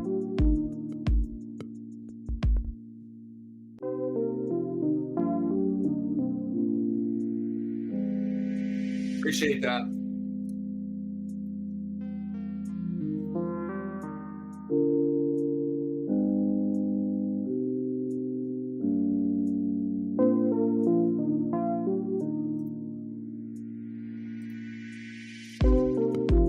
At least you're one of the good Eagle fans, Lenny D. You might be one of the very few of the millions that are out there. Most Eagle fans can't say GG. They can't. It's not in their DNA. It's only when we win and we talk shit to everybody else, and when we lose, we disappear. We can't say GG. We're not going to show up. You know, it's Eagles or nothing, you know? And that's why people, you know, kind of frown upon this fan base, you know, because you shit talk all year long, not necessarily Lenny D. Yeah, you be extra, right? You do all these dumbass things on fucking TikTok, you know, talking shit, and then you know, fucking karma, you know, get slapped in the face, and you know. So at least we got one good Eagle fan. We got one out of a million. Yeah, and we'll see if any of the Eagles fans change, but they won't. They'll still be the same. I love you too, and I appreciate you. One good Eagle fan on planet Earth, Lenny D. There he is. But what about all the others? What happened? What happened? Appreciate you, Lenny D. You're the man. One good, solid Eagle fan that understands football. Appreciate you.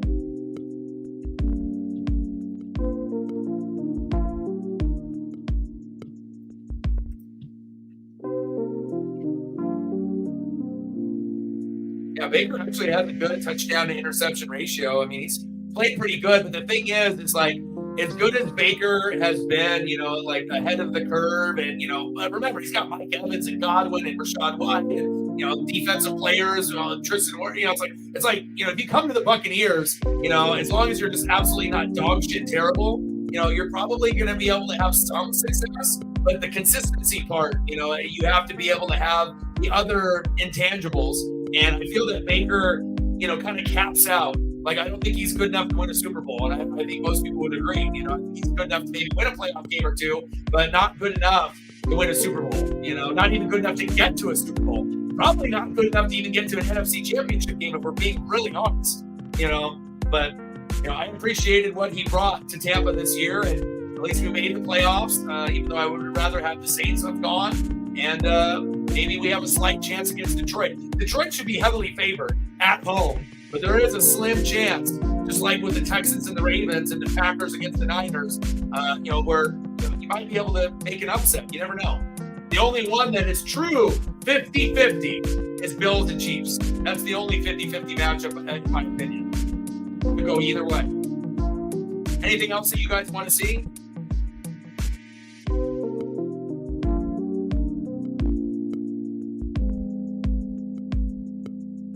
$32-9, man. That feels good. And I apologize for the audio going out. Hopefully StreamYard will, send me an email or at least apologize for fucking up my stream. All right, Sarah just shared the Pelissaro information. So divisional playoff schedule: Texans and Ravens, 1:30 or 4:30 p.m. Eastern on Saturday, and then Packers Niners, 8 p.m. So it'll be 1:30 and 5. So, and then we got Bucks Lions at noon on Sunday, Chiefs Bills at 3:30. So we'll see if I end up doing both games on both days, or if we end up just doing Packers Niners. Obviously Bucks Lions would be something I should do for my own team and whatnot. Then we got Chiefs Bills, but obviously the late games on each day should be the more exciting ones, and then the early games will be probably blowouts. Ravens beating the Texans, Lions beating the Bucks in blowouts. Niners, Packers could be close, and Bills, Chiefs could be close. So that'll be the schedule. I love you guys, and I appreciate you guys very, very much. Anyone else want anything on the photo tip before I go?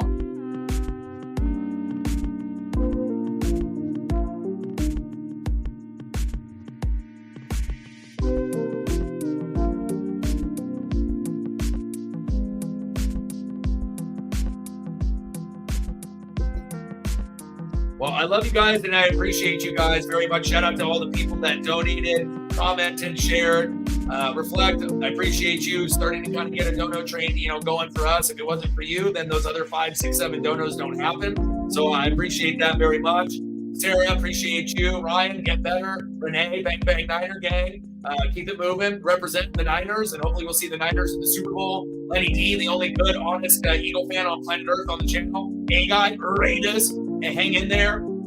Hire Antonio Pierce, so that way at least the fan base can be happy. I love you guys, and I appreciate you guys very, very much. And I'll be back tomorrow, and we'll be grinding it out for some Kraken or NHL streams, and maybe I'll do some reaction videos to some of these NFL games that we had, even though we only had one good one out of the 6. And shout out to all the people on Twitter/X. Love you guys, and I appreciate you guys too. And I got one question for you. Who talk sports like us? Your boy Ryan, Northwest Sports Fanatics, and I'm out.